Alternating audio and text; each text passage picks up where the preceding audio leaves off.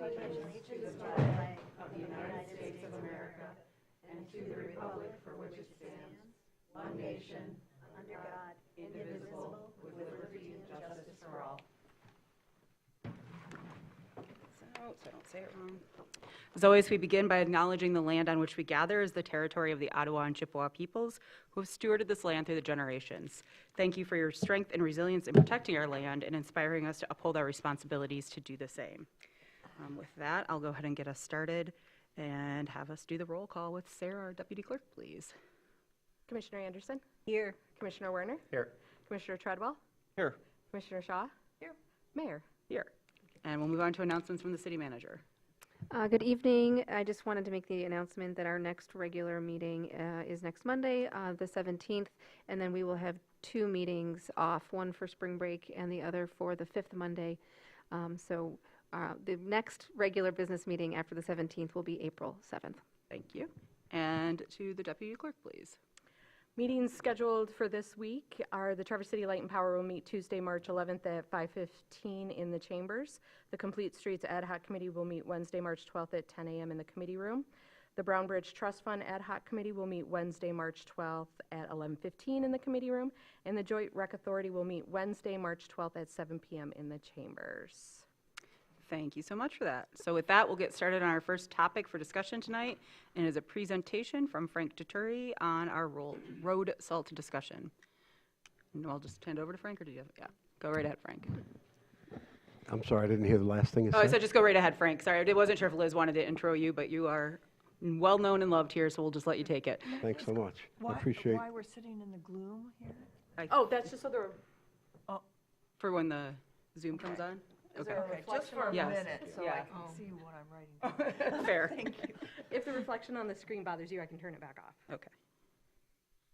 Okay, go ahead, Frank, thanks. Good evening, Mayor and Commissioners. Thanks for having us have the opportunity to come up and talk about our salt use reduction plans moving forward. This was a suggestion by the City Commission in recent meetings to delve into and explain a little bit more about the process that goes into our abilities or our efforts to keep our roads safe while using salt products. I'm here tonight with my whole team. So we have Chris Weber from a street superintendent. He's sitting behind us here. He's the fellow that's pretty much in charge of the operations. Everything is rolling across the city, and how the supervisor and the crews operate. I also have Christine Black here from Asset Management. That division essentially looks at all the data that drives a lot of the decisions that we like to make. How we measure our salt use, how we measure our truck movements across the entire city, and also have Joel Tapio, the garage superintendent. And Joel's in charge of all the equipment. So this is definitely a big team effort. This is certainly not my presentation. This is our presentation, and it's a team effort. In today's discussion, we're here to talk about how to reduce salt usage while maintaining effective road safety through tested and emerging alternatives. And I'd like to just move through the presentation and then open up for questions after we've gone through it. There's a lot in here, and you're more than welcome to grill us with questions afterwards. But I'd like to try to get through the presentation first. So.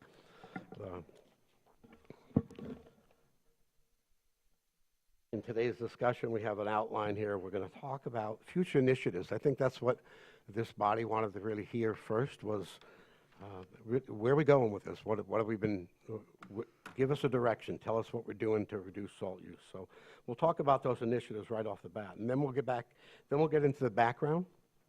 And the background is the things that we've done, the history that led us to the decisions for the processes that we're heading towards. We'll talk about road type classifications. We'll talk about salt reduction initiatives that are in place or plan to be in place. We'll talk about our salt usage, where it goes, and also where the salt is stored within DPS. We'll talk about some municipal comparisons. We chatted with 11 other agencies, municipalities in the last 3 weeks or 3 weeks or a month or so regarding this, and we're actually in contact with them quite often. We'll talk about alternative methods that can be a decision of the city commission to move forward if those alternatives are something that the city commission would like to see, and also next steps.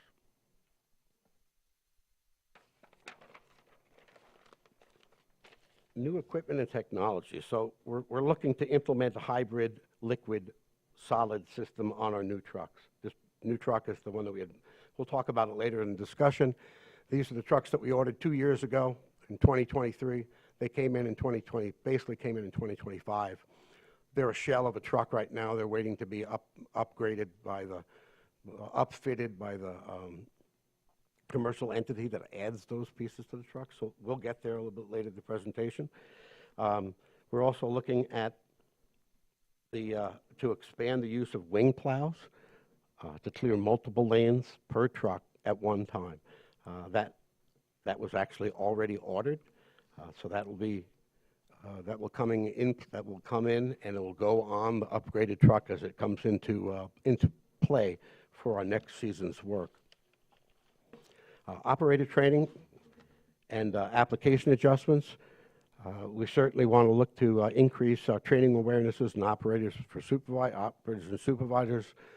We send our staff volunteers to go to snow fighter conferences and APWA conferences to learn as much as possible about a new and emerging technology. So we'll continue along those roads with substantial effort. Provide more application rate options to encourage lower salt use when possible. We'll talk about that in detail a little bit later also. Brine storage and facility upgrades. Build a state-of-the-art brine making, mixing, storage facility. It's been identified in the CIP for a few years now. This is something we've been looking towards.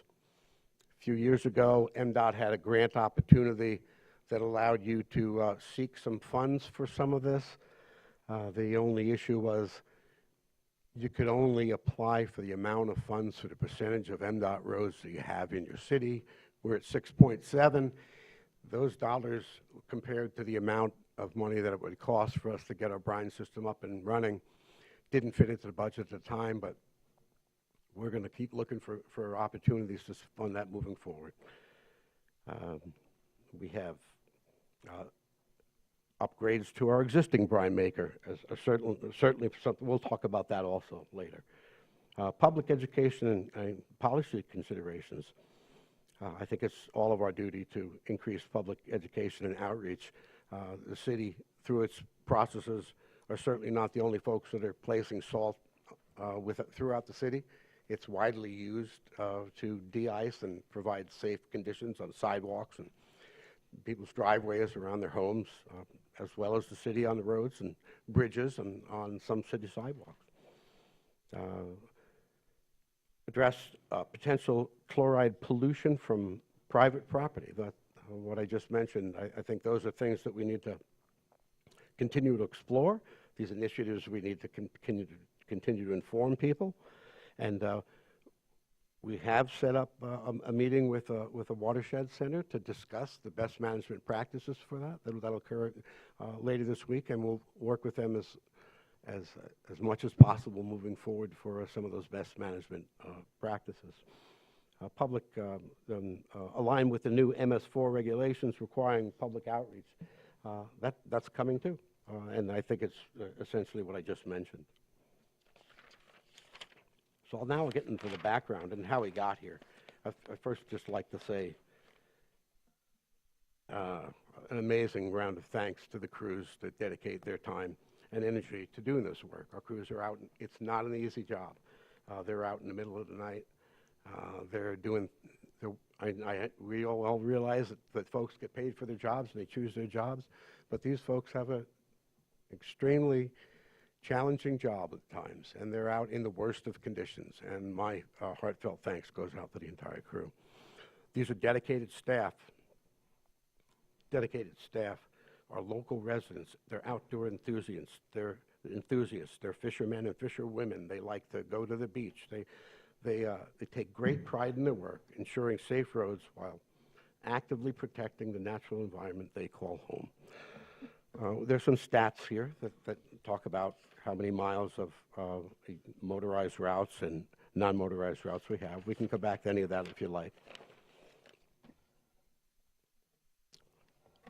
Road type classifications. So the road types that we have around the city, essentially MDOT, our major routes, our locals, and our alleys. And if you look at these two pie charts here, you can see that 31% of our streets get 65.5% of the salt. MDOT and the major routes, which are also considered emergency routes, they're kept at a level of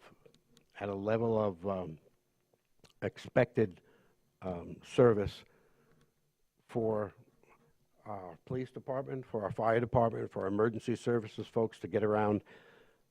I think this says quite a lot that,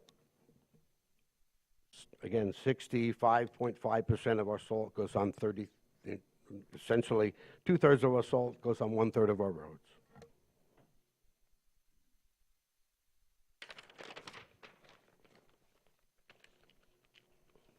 And here's a little bit of history on how we actually got to where the decisions that we're beginning to make.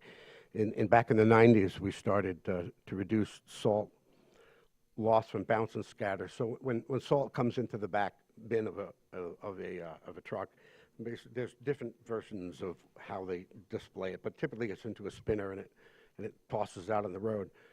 Back in the day, the salt was tossed out onto the road and bounce and scatter. It would bounce along the roadway. Some of it would stay on it, some of it wouldn't. In the 90s, we began incorporating the use of a liquid brine. So as the salt was coming off the back of the truck in the spinner, it was doused with a little bit of brine that helped it adhere to the road surface and helped reduce that amount of salt we were using. So that was one of the first things we had done. And then our standing operating procedure we put into place in 2013. It was the salt sand management plan, SOP, sorry, the salt sand management SOP. That gave the drivers guidance for the level of service on each one of these road types that we just talked about. That was in 2013 was the standard operating procedure. In 2018, we optimized some of the controllers that allowed dispersal of salt from the vehicles. No one's perfect. No machine's perfect. These adjustments are what we tried to do is make adjustments so we could keep them in control. We've all seen piles of salt along the highway in places. If a truck stops suddenly and the spinner's still spinning, you'll see salt deposited there. What we were trying to do was come up with a way so that that while the drivers are doing everything that they're trying to do, remove snow and plow, they also have, we also adjusted our controllers so that we would prevent overuse through putting fail-safes into the Optimer, the controllers, sorry. Full liquid application, so that was 2018. 2019 was our first shot at a full liquid application. It was 23% brine. We did it in-house. We used a manifold that was built by the great staff in the garage. Basically built a pipe manifold with nozzles on it. We tried it on one route. And what we learned from our try at one route was that we're not in the business of making good equipment, that maybe we should look forward to understanding what the best equipment is and purchase that. So that led us to where we're heading.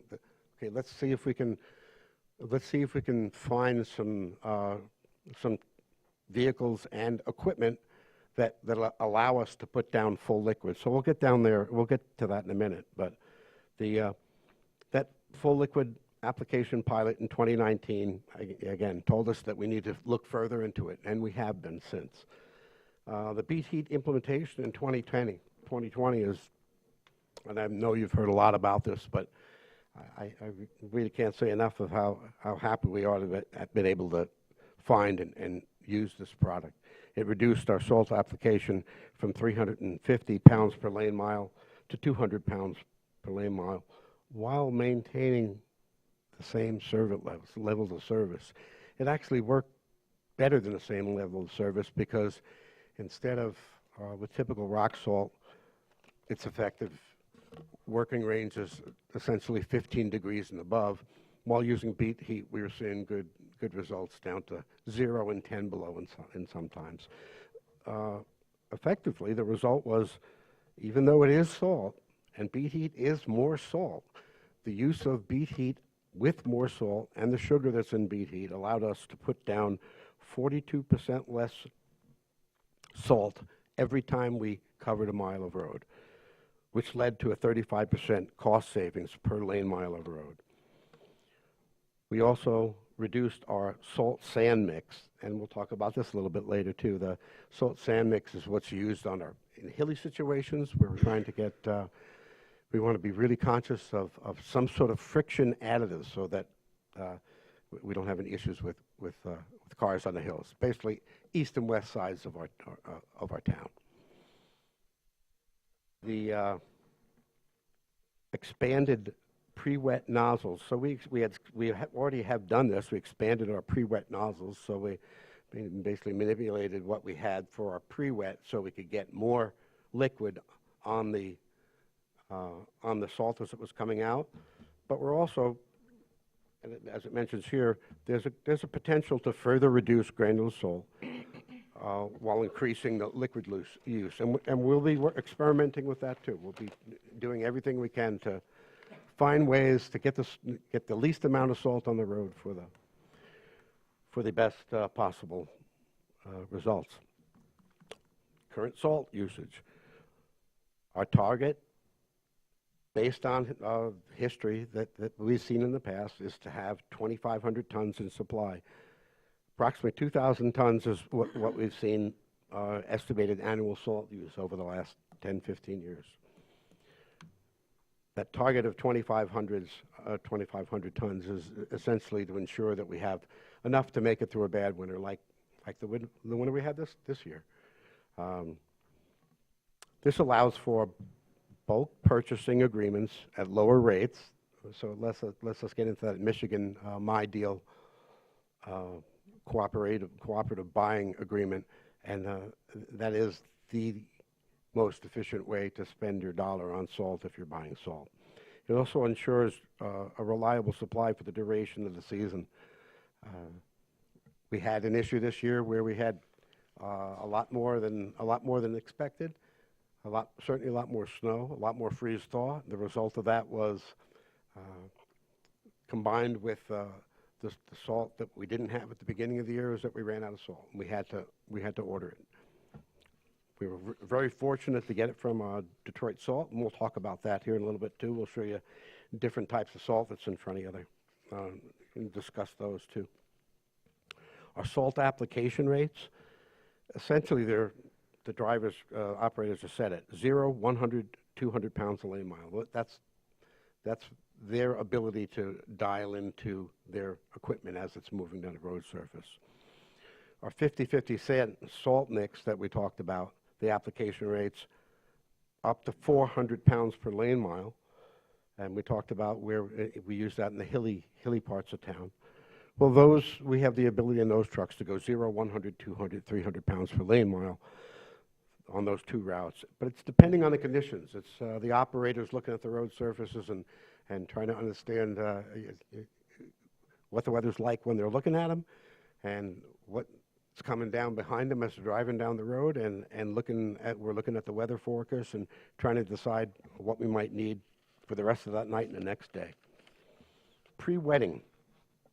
Right now, pre-wetting, we're using 15 gallons per ton of Beat Heat plus a 23% brine solution. So that pre-wetting is what I talked about earlier. Salt comes off the back of the truck, and it gets doused with beet heat and salt brine.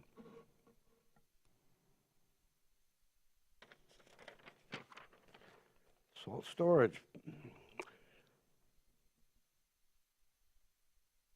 Our current salt storage facility is that salt is stored in a salt shed with an approximate 2,500 ton capacity. It's not delivered it all at once when we get our salt, so 2,500 ton is that capacity is sufficient. If not, we still have some other places to put it. There's a 50/50 sand salt shed that's stored in a separate storage shed. These are protected from the elements to provide loss and maintain quality. The long-term benefits of having a secure place to put your salt is that it allows for our bulk purchasing agreement at lower rates and ensures a reliable supply through each season. Liquid storage tanks, we currently have two 9,000-gallon tanks. That's what we mix our brine and our beet heat in. I mentioned earlier that we talked about comparisons to other municipalities, and we had those comparisons, but I wanted to start this slide or this dialogue with when we're talking about salt. There are essentially four salts that are in general practice. Sodium chloride, which is the salt that everybody knows is essentially table salt. Then there's potassium chloride, magnesium chloride, and calcium chloride. They're all considered salts. The salt, the comparative salt use compared to other northern Michigan municipalities, Traverse City maintains the same or lower application salt rates. The city at 0, 100, and 200 pounds per lane mile. Other agencies as high as 600 pounds per lane mile. Alternative approaches that we've been looking at and observed is that full liquid application. So a full liquid application means no more rock salt. Everything is put into liquid. It's put into a tank, and it's sprayed on the road surface. There are 2 municipalities that we talked to out of the 11 that are using this system, and it's something we've been looking into in the past. And you remember we talked a little bit earlier about that 2019 liquid application pilot. This is the result of keeping our eye open on those liquid applications. Typically, the folks that use full liquid application, we see a lot more of it being used in places where there's system snow rather than lake effect snow. And we'll get to the reasons why a little bit later when we talk about de-icing versus, when we talk about de-icing. The salt alternatives, some municipalities, airports, bridge authorities are using calcium magnesium acetate in sensitive areas. The cost comparison we'll be talking about earlier, there's a couple of bags up there and we'll point those out.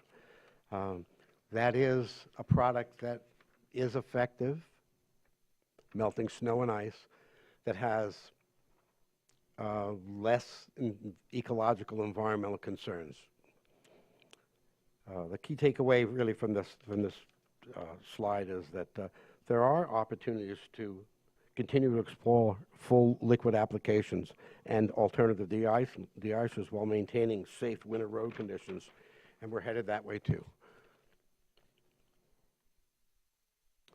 Alternative methods. So the salt alternatives that I just talked about, let me see where I put my bag description here, is the calcium magnesium acetate, CMA. 2 bags on your far right. Those are 2 of the calcium magnesium acetate.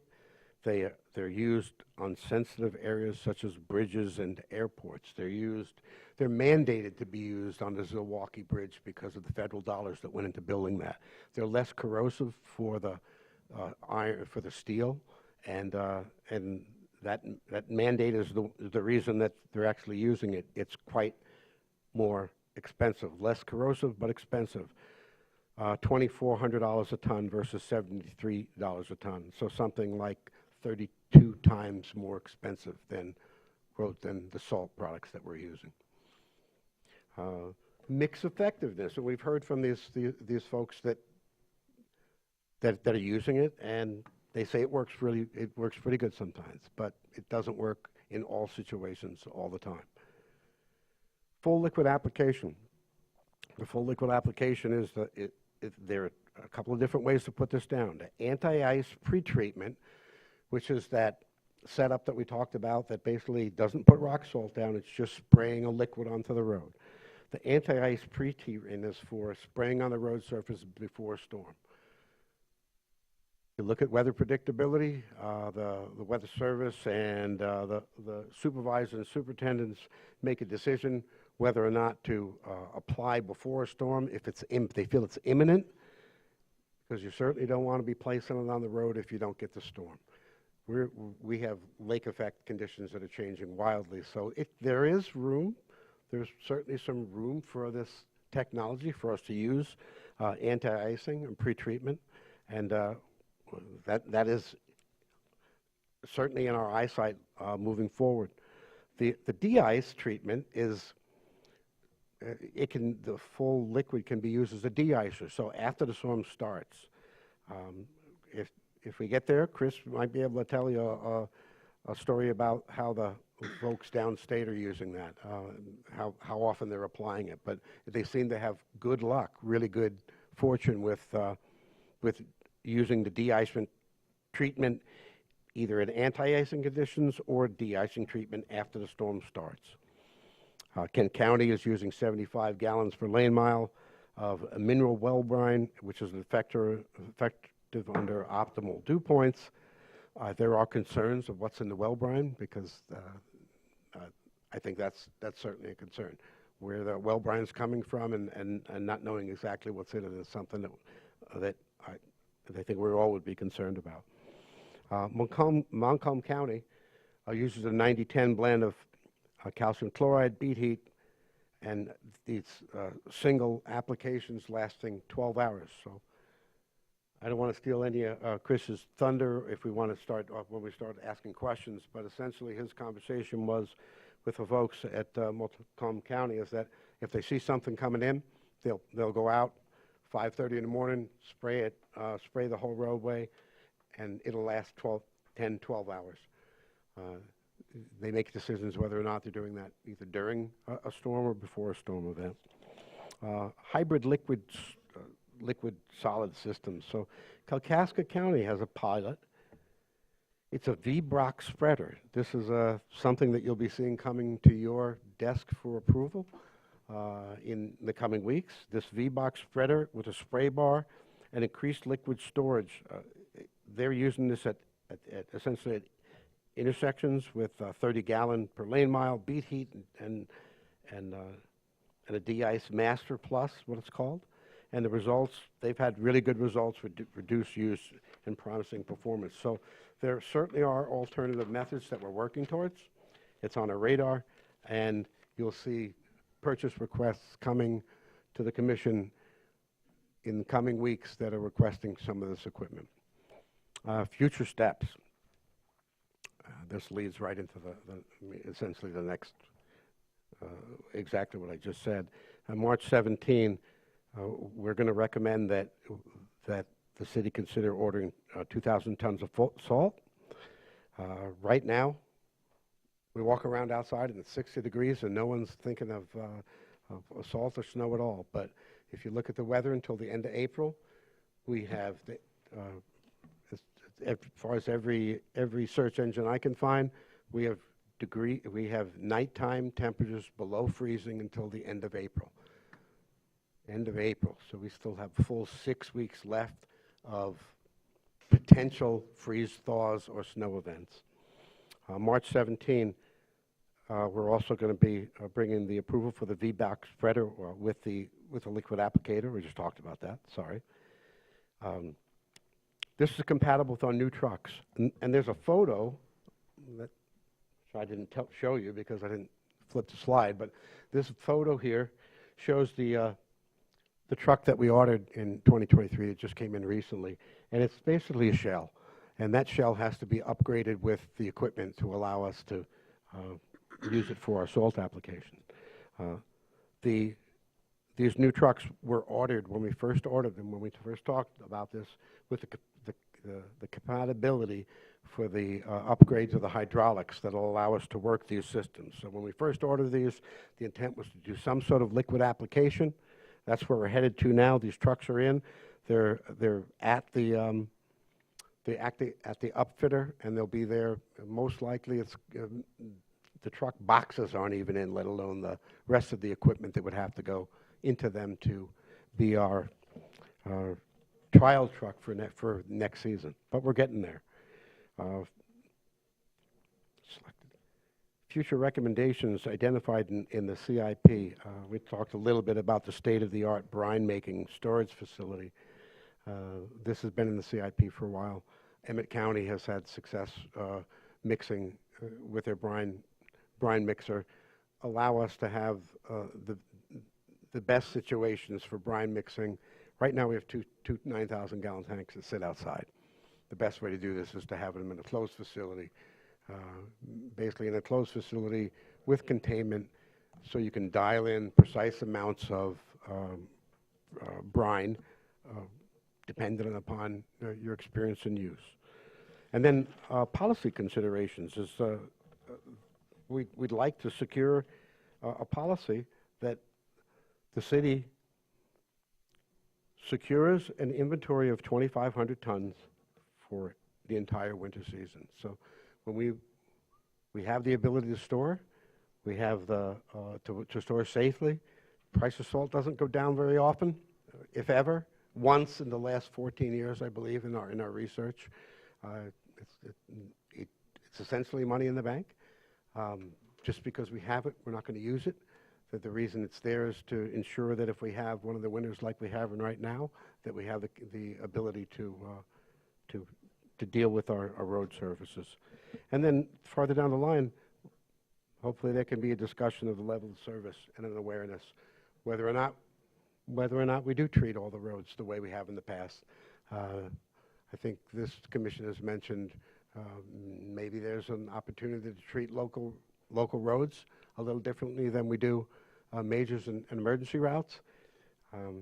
It's something that we wouldn't recommend as a team, but because we have the fire department, the police department, and the safety of the traveling public in mind, we're always going to opt for the safest version of what we think we're going to need to purchase. Thank you. I know it was a long presentation. There was a lot of information there, and I have the team members here to answer hopefully answer any questions. Thank you, Frank. Do we have questions? Go ahead, Jackie. Sure. Frank, it would be very helpful for me to understand the 2,500 ton purchase recommendation. What's the background? Where did that come from? And what's the rationale? Sure. For as long as I've been here and longer, the target was built on the history of how much was used for previous years. So the target we would always shoot for when asking the commission was 2,000 ton, 2,000 ton of salt. Even at 2,000 ton, depending on what you have left from the previous year, we're not entirely saying that we're positive that we're going to make it through the year with 2,500, with 2,000 ton. Like this year, I think where somebody mentioned today, 184 or 194 inches of snow. Our average is typically that 118, 112 to 120. It's not just the snow; it's the freeze-thaw cycle. So that 2,000 ton that came from basically years of watching the amounts that we've used, and then looking forward to making sure that we have enough to cover us in a really bad year like this year. You know, I was lacking any of this information before the meeting. I tried to kind of fill in some blanks myself from previous presentations, and it looked as though the last time that the City Commission actually approved purchase of 2,500 tons of salt was in the 2014-15 winter, and since then, the numbers have been 1,300, 800,000, 1,800, 1,800, 00, 1,800, so they've been quite a bit lower. Yeah, can I than can I 2,500. clarify Hold that on, too? hold on, let's Finish? let Frank speak, yeah. And May I let Liz finish? Thank you. And that the actual used amounts, actually, from what I could gather, have never reached 2,500 tons per year. So, Sure. I don't know, yeah, I think it would be helpful if, rather than my, going through and looking for that, if we could get some official numbers from you that would be comparable. Sure. The numbers we have, really, what I think the part in that story that's missing is that we're not asking to buy 2,500 tons. What we're saying is that we believe having 2,500 tons in stock during the year is what we need. So those purchases you've seen in the past may have been because we had either a light or a heavy year the year before. So if we had 1,200 ton, or if we had 1,000 ton left, typically we'd be asking for another 1,000 ton to bring it up to, again, in the past I mentioned, we kind of used 2,000 ton in the past. So that was our game plan, was if we had 800 ton, we'd ask for 1,200 ton more, which is what we did, I believe, last year or the year before. And we asked for 1,200 ton, we had 800 ton, that would have brought us to 2,000. The city commission gave us 600 ton, and we ran out. Liz, I think wanted to add to this. Yeah, I just want to clarify what you're saying is the goal is to start each season with the same amount. So 2,500 is recommended, it's what we can store, it doesn't go bad, it's protected. The price of salt goes up every year. If we have a light winter, less salt is used, only 500 ton is used, then we would only come back that following year to ask to build it back up. There's one clarifying piece of that is that we don't get all the snow, all the salt at the same time. So we're not asking to purchase 2,500 ton at one time. What we're asking for is to be able to secure 25 ton over the season. That typically comes in two shipments, the early delivery and the late delivery. So, and that's based on what we have left. We're taking what we have left every year, and then let's say we have 500 ton left this year, which is, we have a little less than that right now. Then we'd be asking for that 2,000 ton during the next season to bring us up to 2,500 ton. Thank you. So you're looking at 2,500 as sort of your safety stock going into a season? That's correct. Okay, thank you. Thank you. Thank you. Thanks for Mitch and then. Yeah, for Heather. context, 2014 and 2015 was the last winter that we had as much snow and as long a period of cold as we have this year. Well, we don't, that's for the experts to get into, and I think, Jackie, your question was a really good clarifying point, so. But that a was- question for but- Frank, could you give examples of other products, like we have gas purchases frequently, but we only have so much gas capacity, so we can't have a year's worth of gas, where we purchase as much as will top off our storage container for that good, but it's not necessarily related to how much we expect to use in a given year. So are you asking Frank to kind of clarify, like, this, why we can do gas more frequently with the deliveries No, I'm versus asking salt? if there's other products that we purchase in a similar way. In bulk, of ahead? There we are- have so much space for them. There are other products. And I talked about them a little earlier, some of those four salts that we talked about. So there are folks that are using those in different varietals. We've found what works best for Yeah, us. I'm talking about ones that we already purchase, like we purchase, you're suggesting we purchase as much salt as fits in the salt barn. We do purchase as much gas as fits in the gas tank. Do we have other products that we try to top off what will fit in the space that we have available for them?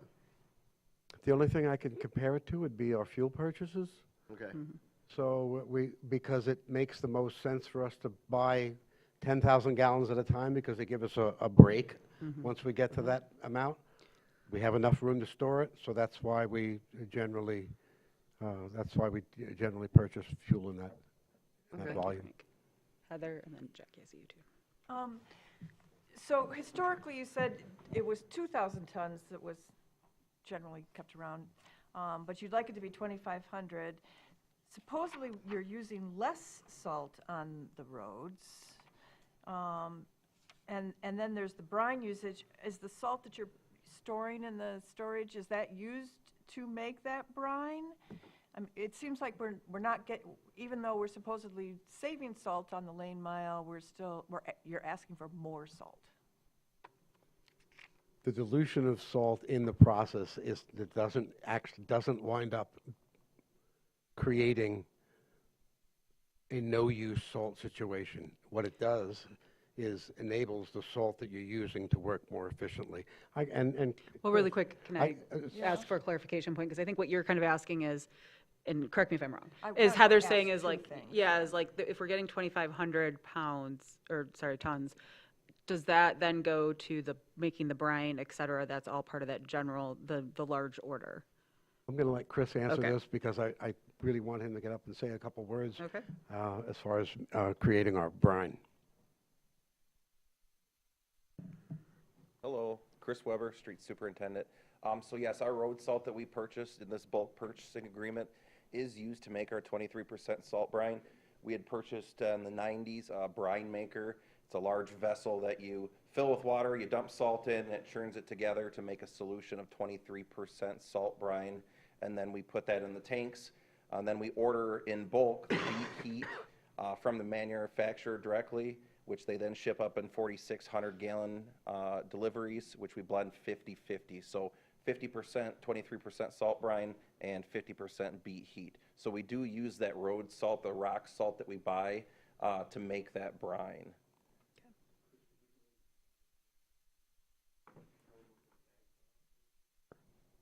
So just as a visual representation, if I can approach.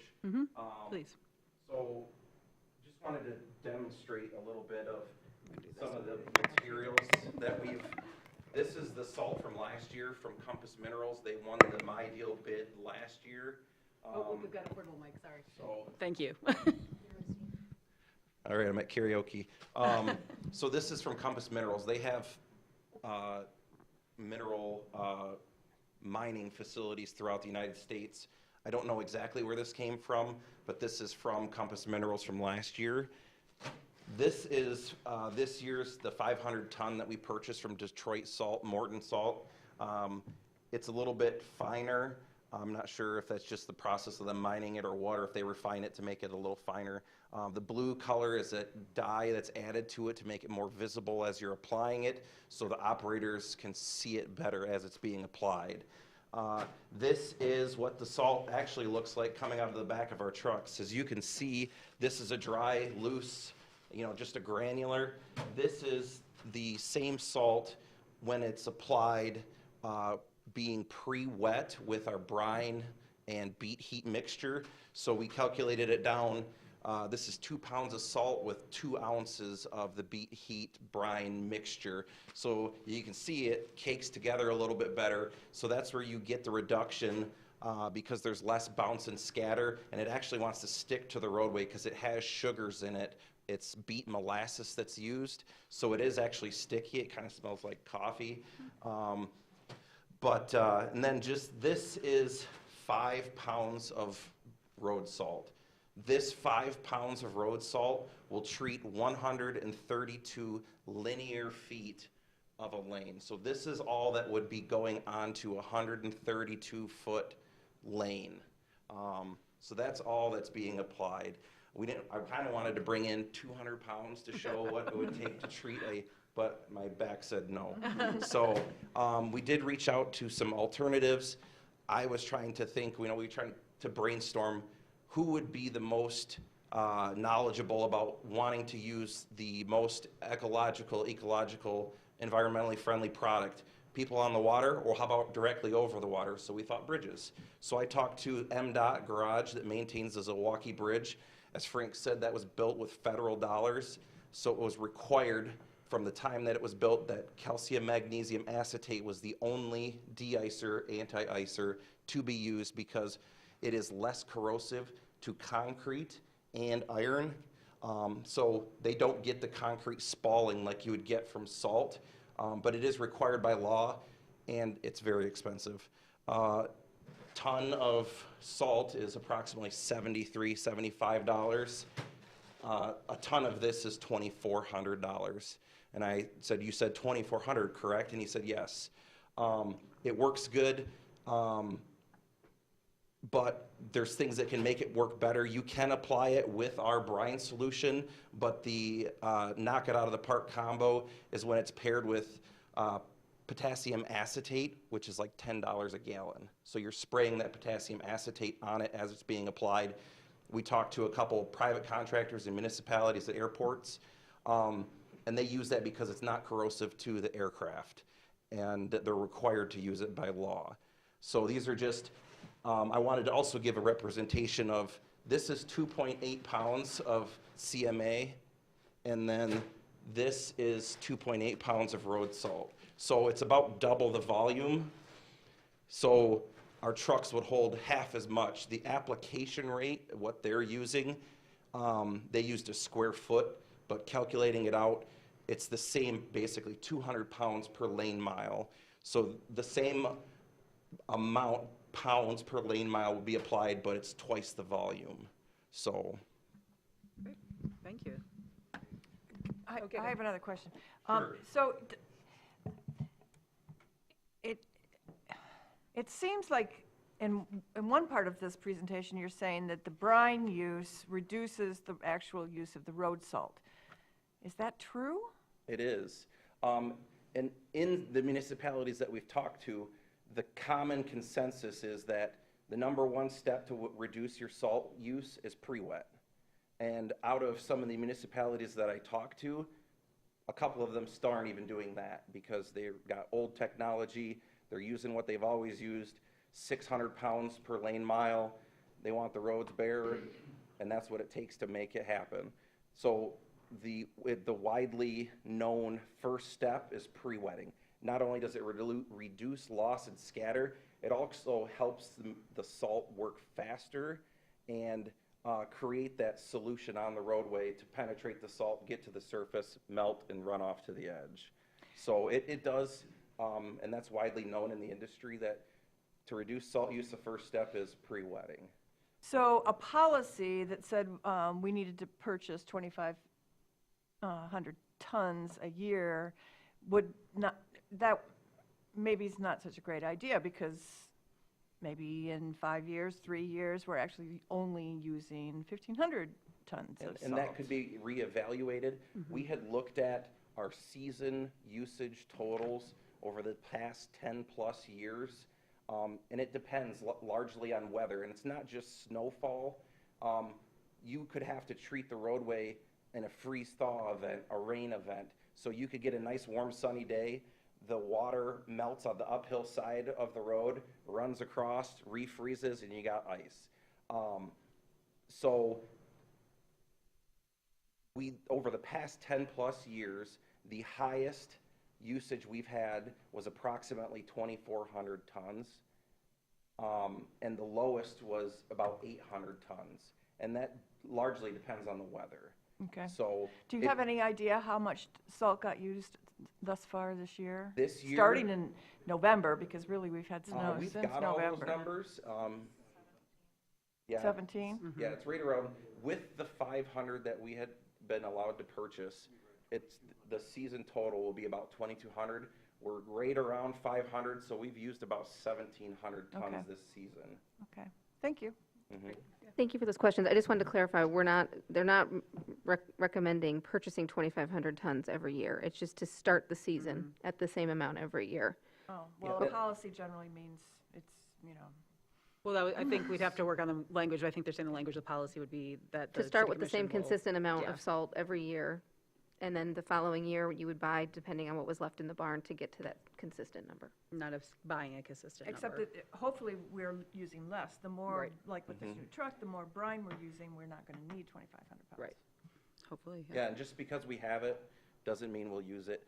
It can stay in the barn for as long as, feasibly possible. It won't go bad, it's out of the elements. So I really hope we do reduce the amount that we use. And we've seen really good, the beet heat is a promising, And if you look at their website where they're using it, it was a pretty small Minnesota and that type of area, and it's expanded drastically out into the New York and area, Pennsylvania, stuff like that. And it works good. It's an alternative to rock salt, granular salt. So, and we do hope Kalkaska County has the same hybrid sander setup, V-Box spreader. So from what I was explained from the manager there, when they get to intersections, they kick on the spray bar, they're spraying the liquid directly on the road at the rate of 30 gallons per lane mile at intersections only, which is equivalent to how we would treat our local streets. So our plan is, we've identified a route that's somewhat off, separate from the other areas where we won't have a lot of other trucks cutting through it. We have a route that's close to the shop that we could designate this hybrid sander on and say, we are only going to run liquid in this route, only at intersections, and that way we can thoroughly evaluate its effectiveness, and that way it's separate from all the other stuff, but that same truck can do double duty. It can still go out on the highway and run granular if, we still continue to do that. Hopefully, we'll see results with this liquid trial where we can continue to reduce that granular rate and maybe increase the liquid rate. So, Thank you so much for your deep interest in this subject. I really appreciate it. No, I take pride in what we do. The guys are out there, like I said, in the middle of the night, worst conditions. We live here. I grew up here, born and raised. I love this area, and I understand the concern, and it's in the forefront. Our number one is safety. Our number two is the environment. So, Thank All you right. for that. And Jackie's been waiting patiently, so thank you. Thank you.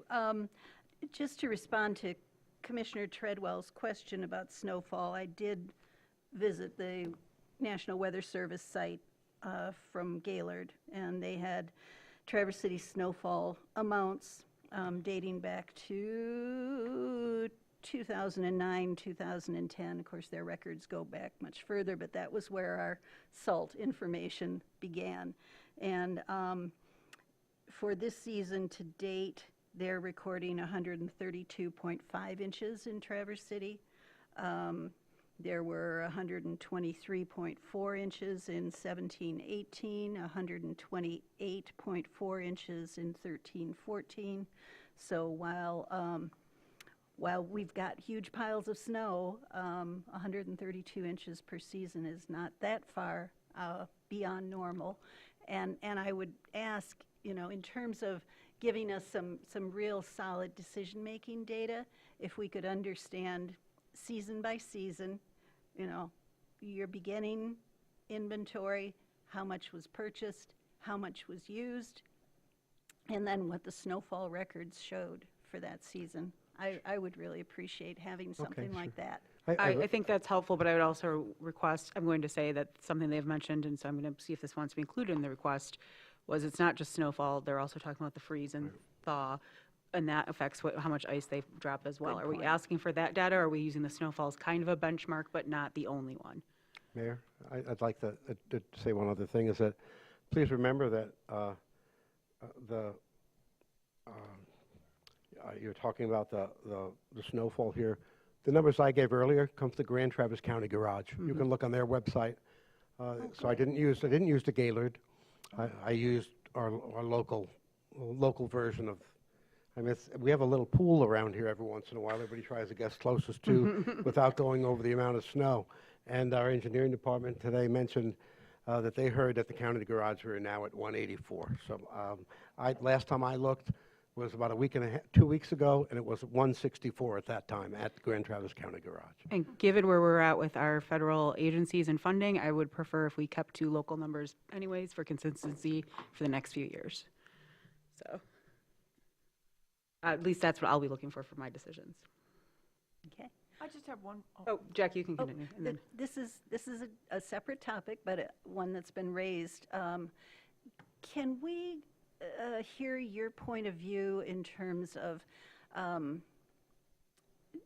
different approaches to snow removal on low traffic, low speed residential roads, for instance, versus some of our higher speed, higher traffic corridors?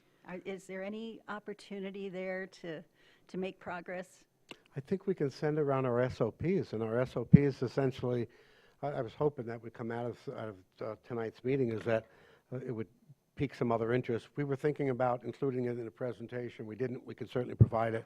Those SOPs essentially reflect our understanding of the level of service. So for the MDOT route, essentially for MDOT, they are recommending or asking us to perform a level of service that is a road width, entire road width free and clear of ice and snow. Right down to the pavement is basically what they're recommending. And of course, they realize that it's somewhat of an impossibility because as the snow continues to come down, you can only move it so quickly. But their recommendation, their desire for the Act 51 funding that we receive for maintaining their road is a road surface completely free and clear of snow and ice. We use that same mentality for our emergency routes because when we talk about fire and police, ambulances and such, we want to be sure that they're receiving the same ability to get the people that are in need of emergency services. On our SOPs also talk about locals and alleys. So we really don't put it in any alleys. We do put it at the alley intersections where they come in the streets, especially where they're steep, because those are conditions where places where you might have someone slide into the road. On our those little local streets we have, we're targeting 50 to 75 feet either side of a stop sign out of the intersection. That's the only place we're putting any material, is right there. We're not really, we're plowing the rest of it, but we're trying to confine that material to the place that'll do the most. Good. People are crossing on those intersections on bicycles, on pedestrians and cars. So we're trying to create safe conditions for the entire traveling public. Thank you. So it sounds as though you're confident that the current policies and procedures are as salt thrifty as they can be?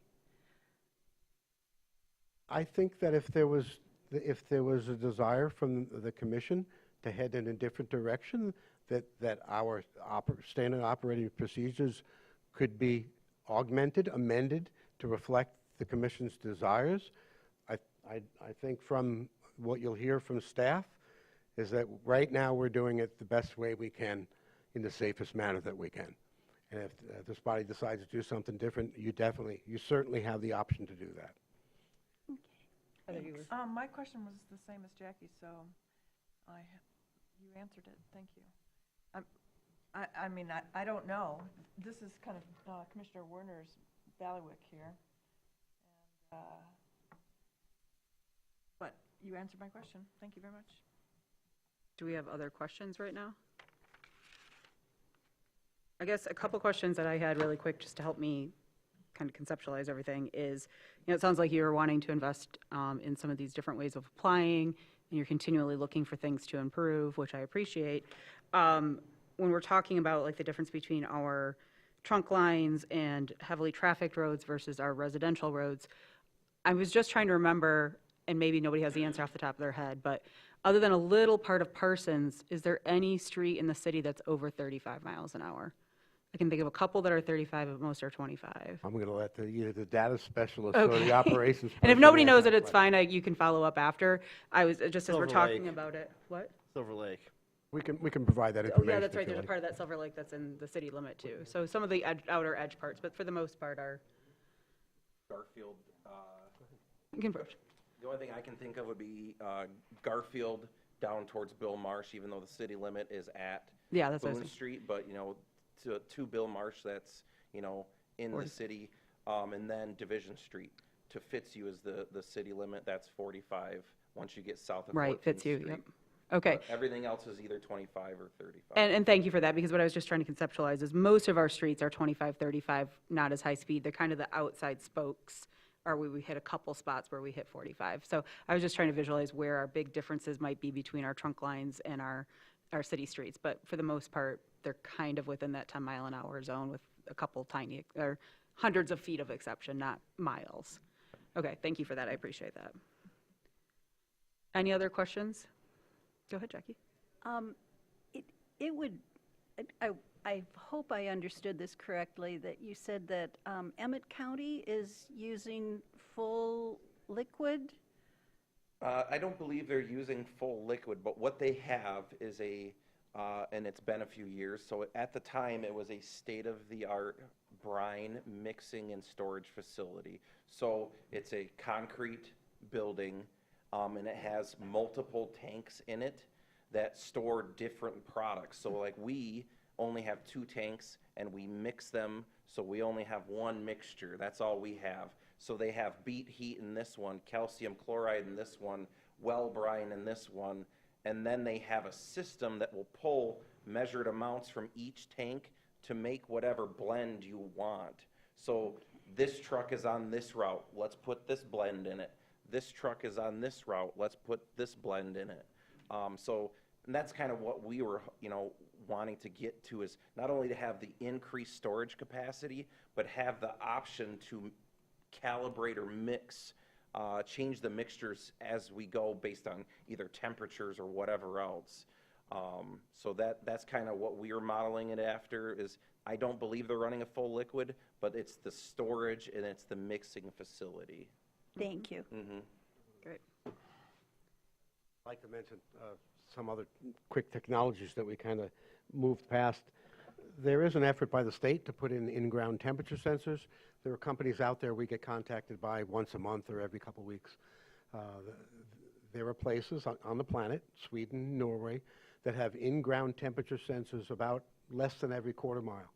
And it's built into a web-based software product that lets them measure temperature at the road surface. Right now, our trucks measure temperatures as we're driving down the road with sensors, but they're not as accurate.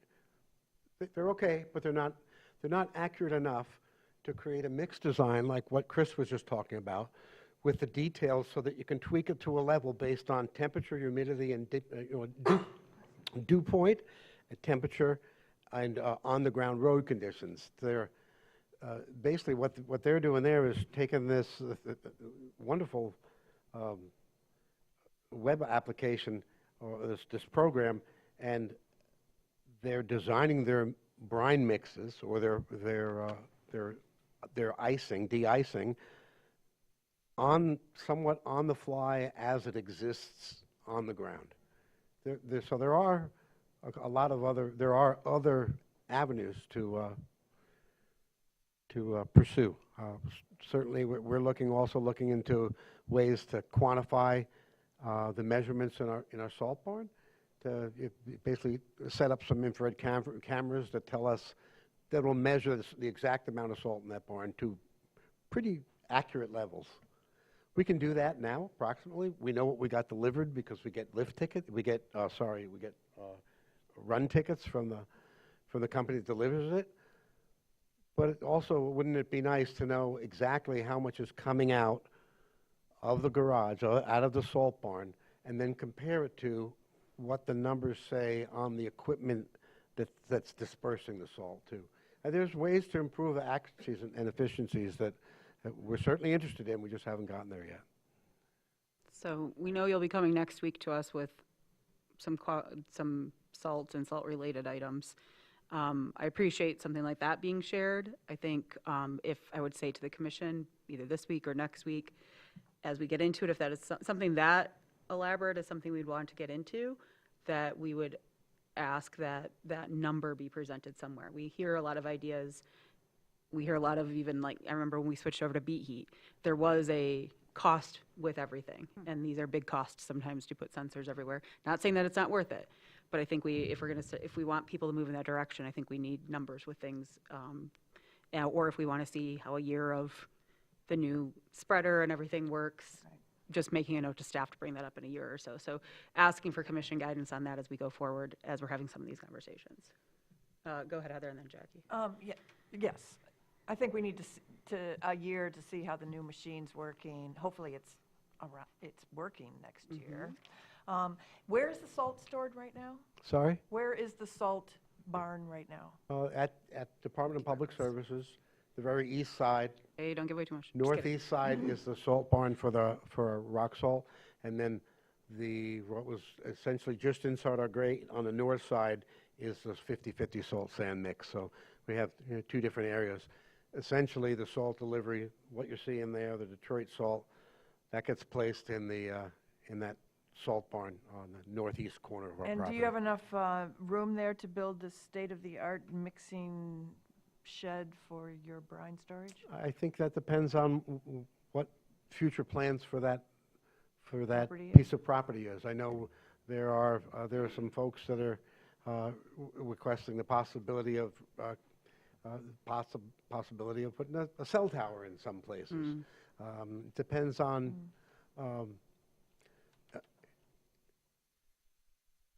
Future use. yeah. Do we have the room to put something there right now? I think we do by moving things around, but I don't know what the use is going to be moving forward. Thank you. Jackie? Just a request that, can this PowerPoint be Yes. retroactively added to our agenda packet so it's available to all? I think it could be sent out and then. It let can on be site. added to the city website. If we alter the agenda packet, any notes you may have made will disappear. And I would, So- yeah, and I like Jackie's idea. I also hate to put it on a former meeting that people might not see, so putting it on the website maybe, so Great. people can find it. Does that sound good? You bet. Okay. Thank you. Yeah. And we could also add it to the 17th Yes. as an addendum to the purchase idea. requests. And But on the city website is a really good idea.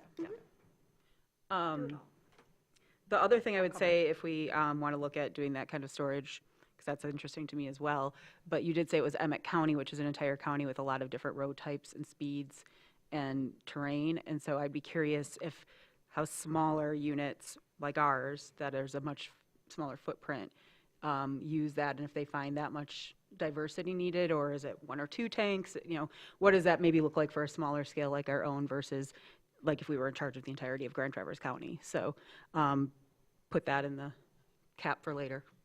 Any other questions right now? Okay.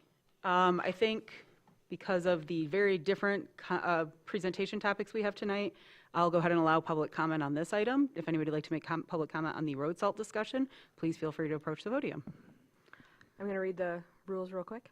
We ask that you state your name and address, indicate if you are a city resident, non-city resident, and/or city business owner. We have a 3-minute time allotment per speaker. When your time has elapsed, the timer will beep, and we finally request that all language be respectful to all parties. Okay, thank you. For those of you who I don't know, my name is Sarah Uren. I'm the program director at the Watershed Center, Grand Traverse Bay. I know Frank really well. We've worked together many years on lots of different projects. So I'm not a city resident, but I work for an environmental nonprofit protecting the water quality in the Bay that we all love. I just wanted to say on behalf of the Watershed Center, we appreciate the discussion that you all are having about road salts, especially as it pertains to responsibly using them and making reductions where possible. I want to say that while road salts help keep roads, parking lots, and sidewalks free from ice, they're also a major source of chloride pollution in our waters, as I think we all can understand. We have been monitoring chloride levels in Kids Creek for nearly 5 years, and we're finding that high concentrations of chlorides are reaching Kids Creek and impairing aquatic life in the winter months. We have different monitors that we have in a couple sections of the creek, and we can see spikes during melt events and snow events where salts are being put on the roads. And we are meeting with Frank, as he said, later this week, and we will continue to be a resource to city staff and the commissioners as this discussion continues. We're here to help and offer our advice, although I think that the presentation tonight, this very well thought out, and they are really knowledgeable about this, but we are here to help in the capacity of what we do best. So thank you. Thank you. Any other public comment on this item? Okay, seeing none, we're going to end that. We are going to take about 5 minutes so that they can switch over the presentation and get everything ready. I think we have one student in the crowd. Today is your lucky day. We're going to go ahead and sign your sheet during this break, and you can leave. A lot of times, they're stuck here 2-3 hours, so you picked a really good meeting. Told him it was a possibility at the beginning. I know, aren't I so nice? Who's your favorite elected? I'm just kidding. Look at me.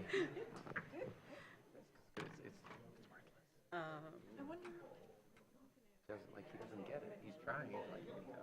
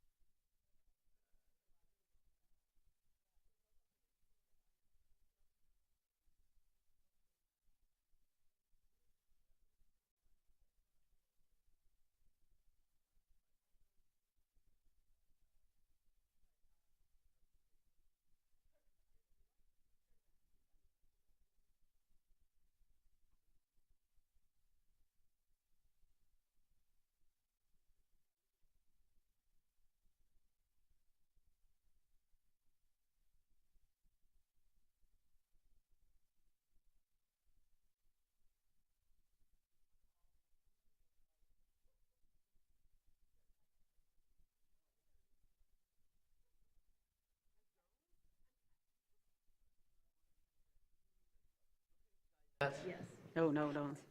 All right, we're going to go ahead and call the study session back to order here.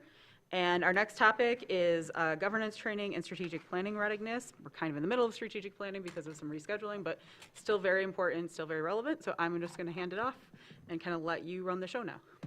All right, well, good evening, everyone. It's good to see you all again. I think I've met most everyone, except for maybe some that are not here tonight.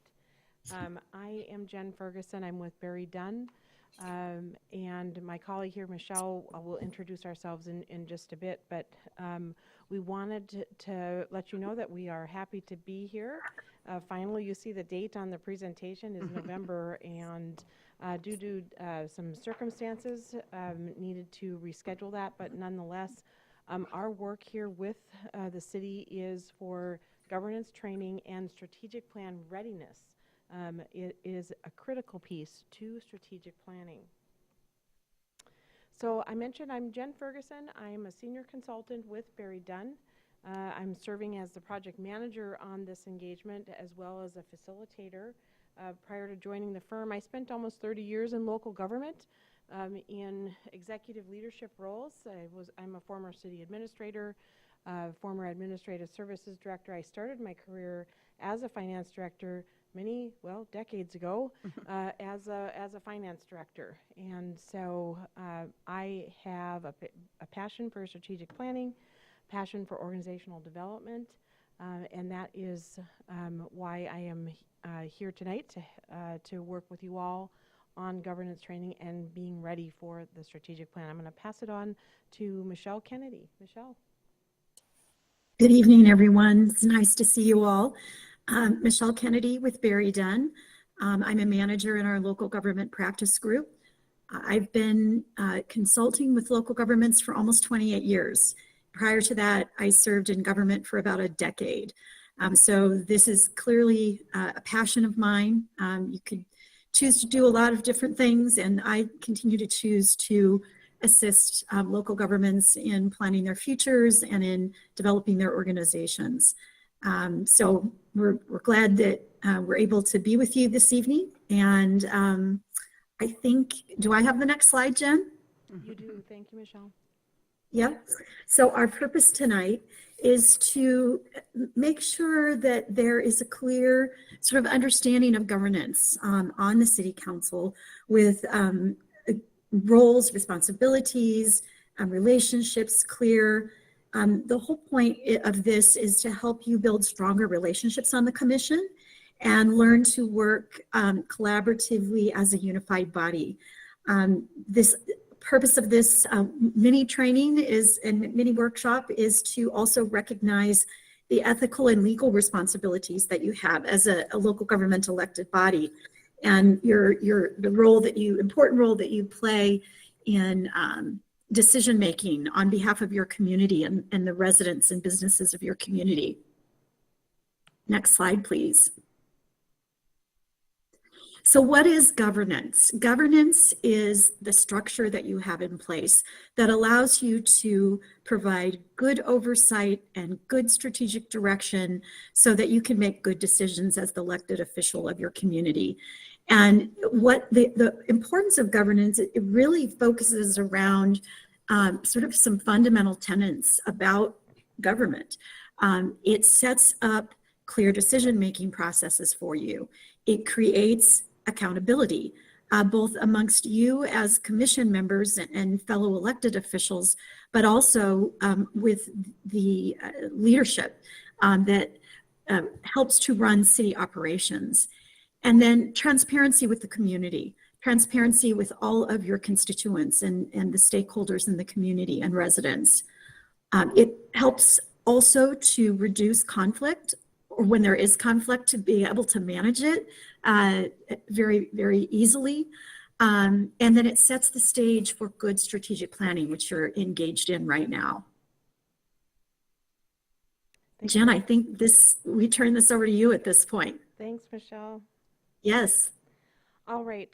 So what we first want to talk about, especially with strategic planning, Michelle mentioned it is the cornerstone for the electeds and a critical key role in the strategic planning process that you understand first roles and responsibilities to set the stage for strategic planning to ensure that it's successful, so that the strategic plan is adopted, that it is not something that's going to sit on the shelf, and that's going to be implemented.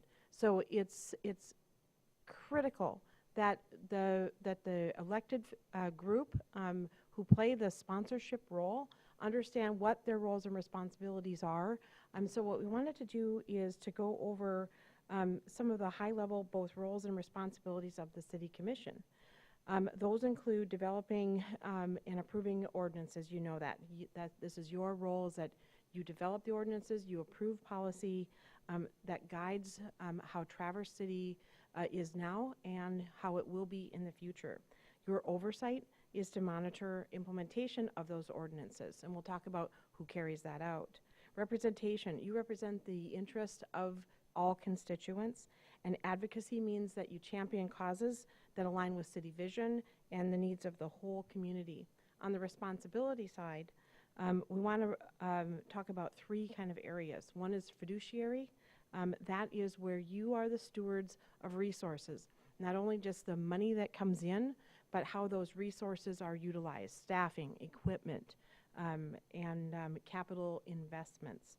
You're also responsible for adherence, to follow legal and ethical standards that are set from a federal, state, local level, and even the city of Traverse City. And that's where you set those adherences, those legal and those standards.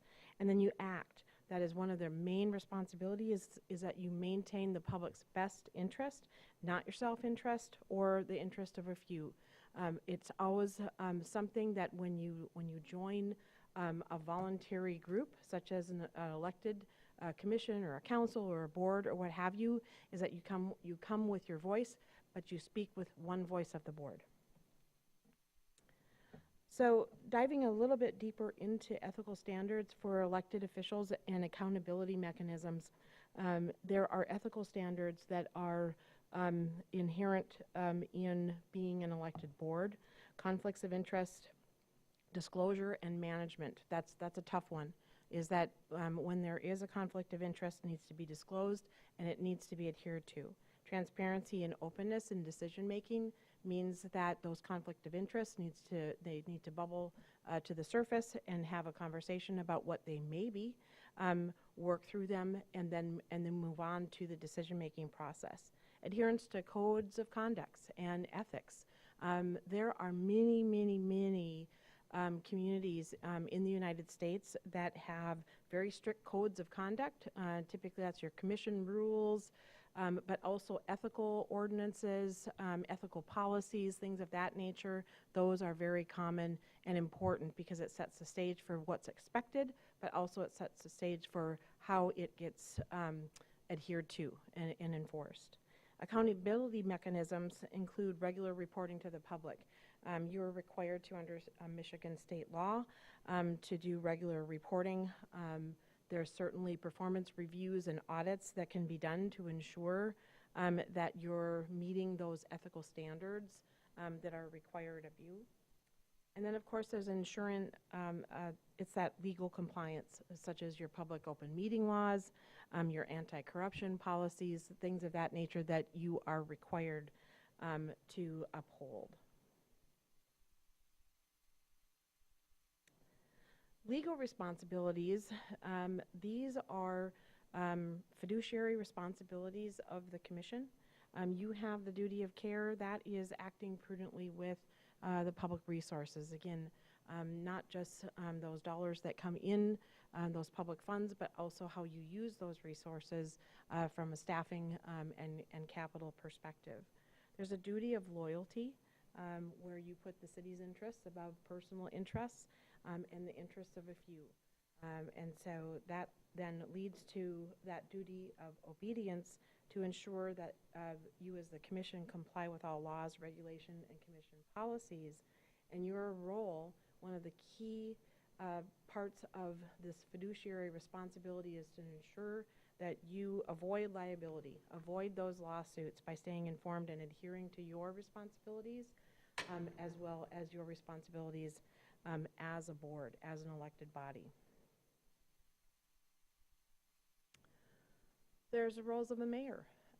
They're different in some communities with the form of government, but in the city of Traverse City, the mayor is the presiding officer, facilitates commission meetings. And we're going to talk a little bit deeper about how meetings and following decorum is very important. It seems kind of silly. It seems like it's a lot of extra effort in order to maintain order and decorum, but nonetheless, the presiding officer is responsible for that. The mayor in your city, as you know, votes on all matters. It is a seat, it is a position that the mayor, someone runs for. Leading with neutrality, that's some skills that are needed, as well as promoting collaboration. Well, there you are.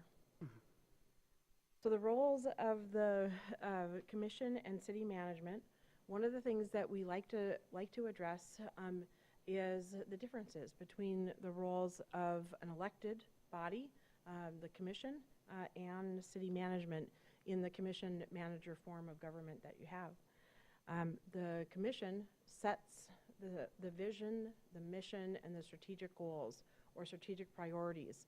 And when we talk about the strategic planning process, this is a critical piece where the city commission plays, is that you will set the priorities for your strategic plan, and then you will adopt ordinances, maybe you will address policy that will help you achieve your mission.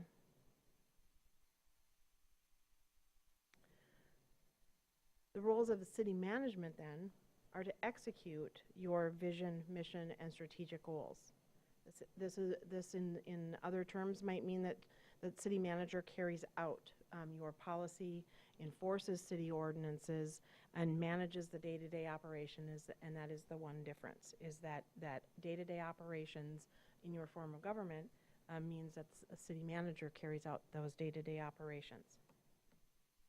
And just a side-by-side comparison of those roles, again, City Commission sets the vision, mission, and strategic goals, adopts ordinances and policies, and then the city management, city manager, and her team executes those vision, mission, and strategic goals, carries out those policies, and again manages the day-to-day operations. In order for effective communication between the commission and management then, we want to talk a little bit now about what it means to ensure that there is effective communication and partnerships, and that means that there needs to be regular defined collaboration framework set. There needs to be boundaries set. The electeds do play their part, and city management plays their part. And sometimes there needs to be boundaries set, there needs to be mutual trust and respect, and there also needs to be an understanding of each other's roles to avoid micromanagement.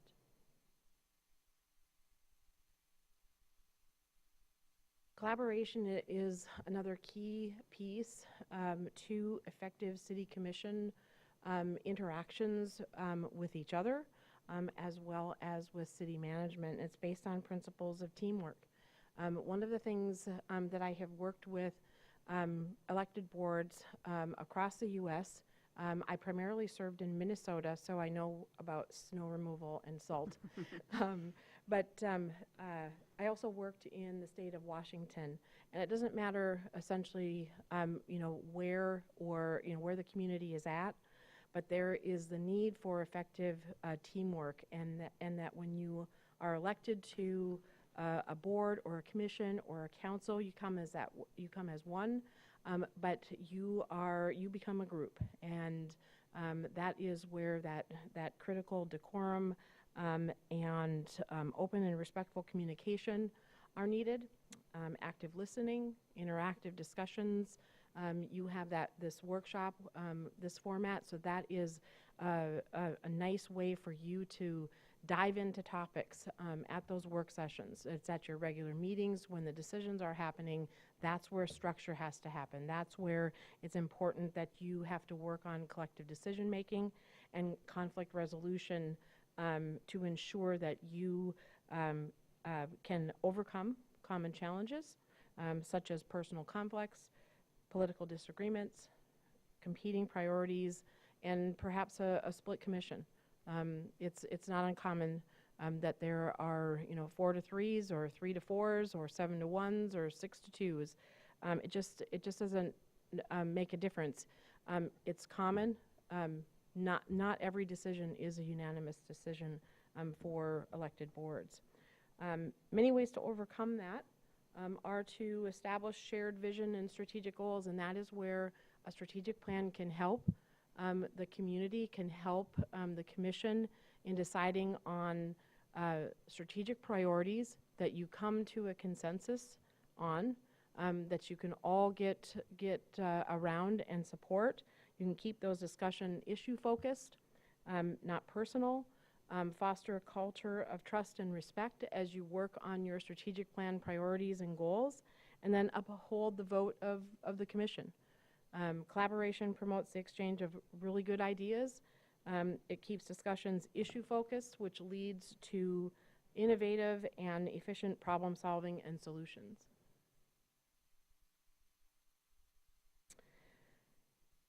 Cohesiveness is important between the commission members, so we want to talk a bit about that because trust and collaboration lead to that effective government. Diversity of thought enriches decision making, and conducting meetings efficiently is very important to ensure that you remain cohesive as your term is on the board. Some strategies for building those relationships are regular commission retreats and development activities, transparent communication, and recognizing and respecting individual contributions. I think just to give you an example of what those retreats look like, maybe you have had retreats, but one of the things that I always found helpful for the councils that I worked with was, whether it's called a retreat, whether it's a day-long workshop, but it's a way for you to get to know your other electeds, your other peers on the board, have a dialogue. It's not a decision-making time, but it's there for you to start to build those relationships, build trust, but also kind of talk big picture. But again, it's not a decision-making time. It's priority setting, it's understanding others' views, and so it's a very useful way for you to strengthen relationships and build up that cohesiveness. So conducting effective commission meetings, you've all heard of Robert's Rules of Orders, but what I wanted to specifically talk about in this slide and at this time is that conducting effective commission meetings, it's really important that you consider following Robert's Rules of Order or the Standard Code of Parliamentary Procedure because it is important for the process of the meeting, for getting to decisions, and it's something that helps when there is conflict, if sticking with some of these very critical steps in the motion setting, in the amending a motion, things of that nature. It's very important because when you are at your regular commission meetings, you've gone through that process to learn about the topic, and you've studied the issue, you've argued, you arm wrestled, you've agreed, you've found consensus. But keys to an effective commission meeting that then means is that you set clear agendas, you've reviewed your packets in advance, you've had those conversations in advance, but also that you set the framework for the questions to be had in advance. So these workshops are a very beneficial way to do that. Or having another framework that you might consider establishing could be beneficial to ensure that you get all of your questions answered before it comes to a vote, so that you are not rehashing an issue again and again, but yet you are moving on those topics and you are deciding or not on an issue and then moving forward. Active listening in the commission meetings, it's encouraged that that all get to speak in a very routine, regimen way. That's Robert's Rules of Order, and that you focus on managing your time, as well as managing the topics. Decision-making, that is consensus building using voting protocols. There are a number of training opportunities. One that I have listed here that I have used in order to create some of these materials for governance training comes from Mastering Council Meetings by Jurassic Parliament. So there are many sources, but there is one Jurassic Parliament. If you've not ever seen or heard of Anne McFarlane, you ought to meet her or her process for understanding Robert's Rules of Order in a very easy way to help ensure that your meetings are run smoothly. And then, of course, ensure that those decisions are documented and followed through, and standing by those decisions, even if you disagree with the answer, even if you disagree with the vote. That is consensus. So some common causes and tools that I wanted to just share with you about conflict resolution are, of course, personal disagreements, power struggles, and different priorities. And so I think that would be summing up probably elected boards. Prevention tools are clear, defined communication channels. That's what I've talked about. Is setting those ground rules for those discussions. Taking a look at your commission rules of procedures or other Robert's Rules of Orders format or frameworks that you could consider that would perhaps make conversations easier. And then, of course, ways to resolve conflicts, certainly address the issues before they escalate, and establishing and focusing on those shared vision and strategic goals. And again, that's what strategic plan is going to do. It's going to provide you with those shared priorities, those shared goals that you've all agreed to focus on and use over the next 5-year period. And then, of course, asking for mediation when there's, when there's an issue that pops up. Having a third party come in and facilitate is always something that's recommended if there is conflict resolution that is needed. All right, so I want to stop there. The next part of the presentation is really where we wanted to provide our assessment about the City of Traverse City's readiness for strategic planning. Our goal here was to help the city with understanding what the strategic planning effort will be, what the effort necessary to ensure that it is a successful process, and whether additional capacity might be needed or other steps might need to be taken. So I wanted to pause to see if the commission had any questions so far, but then also to see if Michelle had anything that she had wanted to add.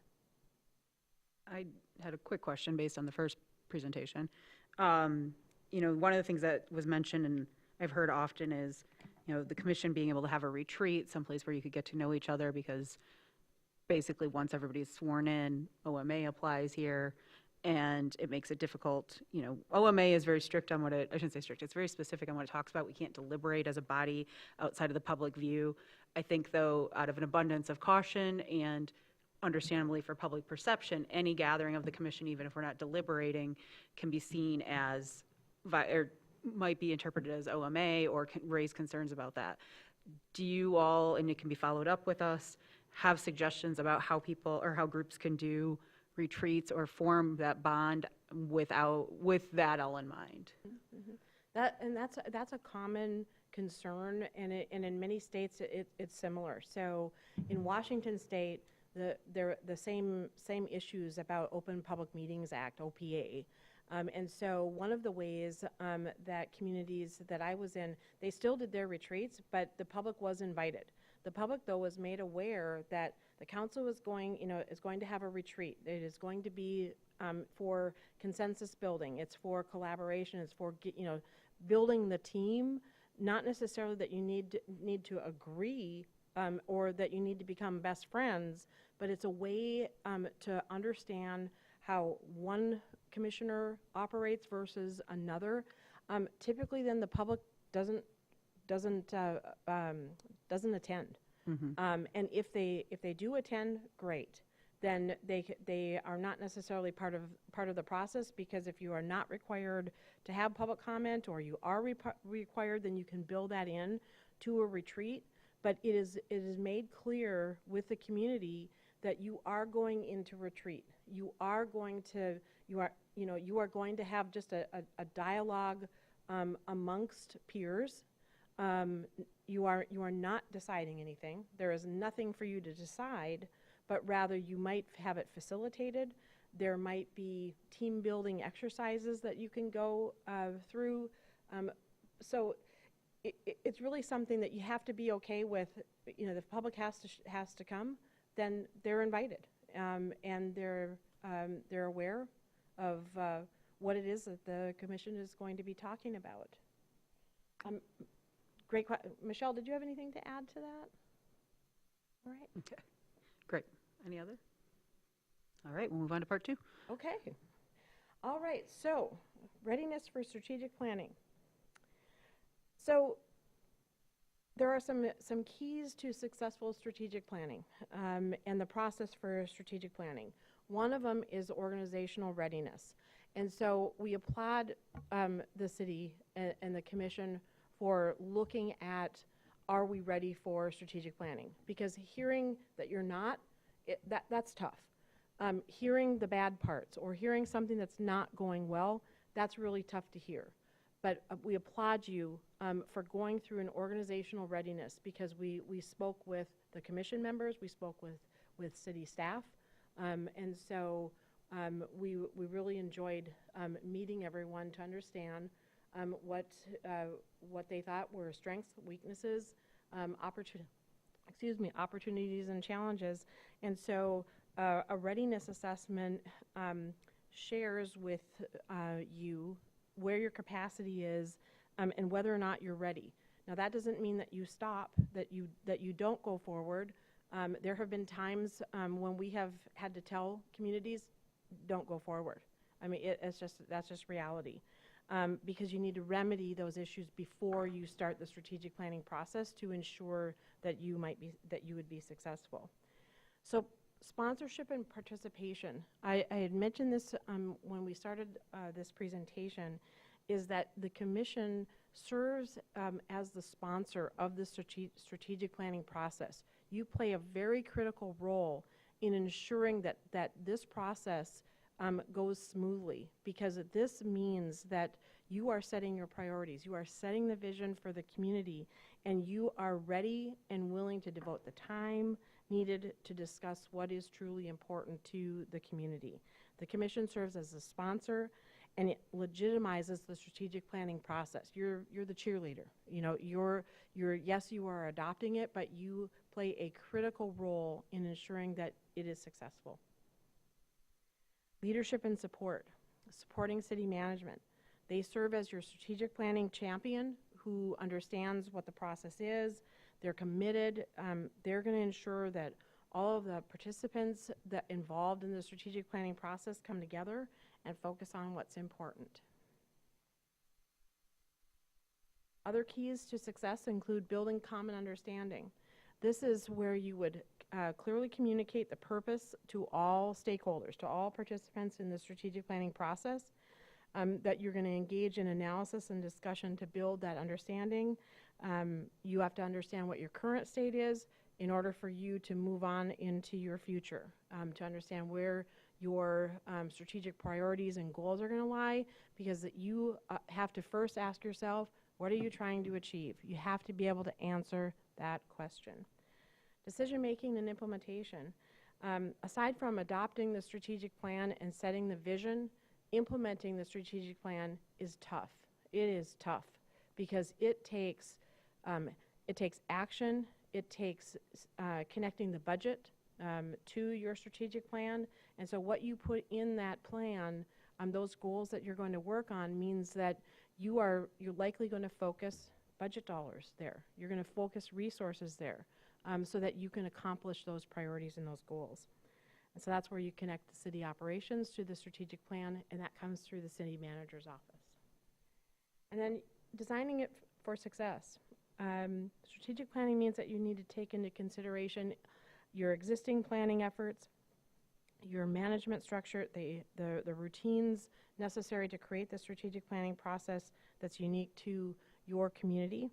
You need to set realistic expectations to accomplish the strategic planning process to ensure that staff can focus on day-to-day operations, because the city doesn't shut down. While you're going through a strategic planning process, it's a parallel process so that you can set your vision, but of course, day-to-day operations need to occur. This chart is one that helps to kind of identify policy-making framework, and you can see where we wanted to share with you where the strategic plan sits with regards to state and federal laws, city commission, your ordinances of the community, city policy. You can see that those are city commission and federal and state lawmakers. So anything above the red line from a what are we going to focus on, where does board action need to happen, below the red line, essentially, which is the strategic plan, is where the city manager, the city management takes on those directives, carries out the commission's policies, carries out the strategic plan priorities and objectives that are set. And so you can see whose role above the red line is city commission, and below the red line is management. And that's the strategic plan is what the city is going to focus on, and the implementation planning is how the city is going to carry out and achieve those goals and strategic priorities.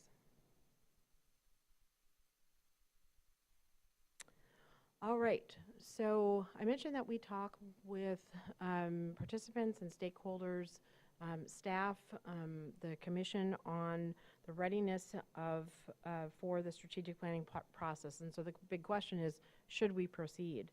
And we provided this in the framework of questions, because and with a yes, maybe, and no from a response to let you know what we heard and what we think you should consider as you go forward with your strategic planning process. So the question about, has the City Commission agreed to sponsor and support the process? We believe so, because you are moving forward with the strategic planning process.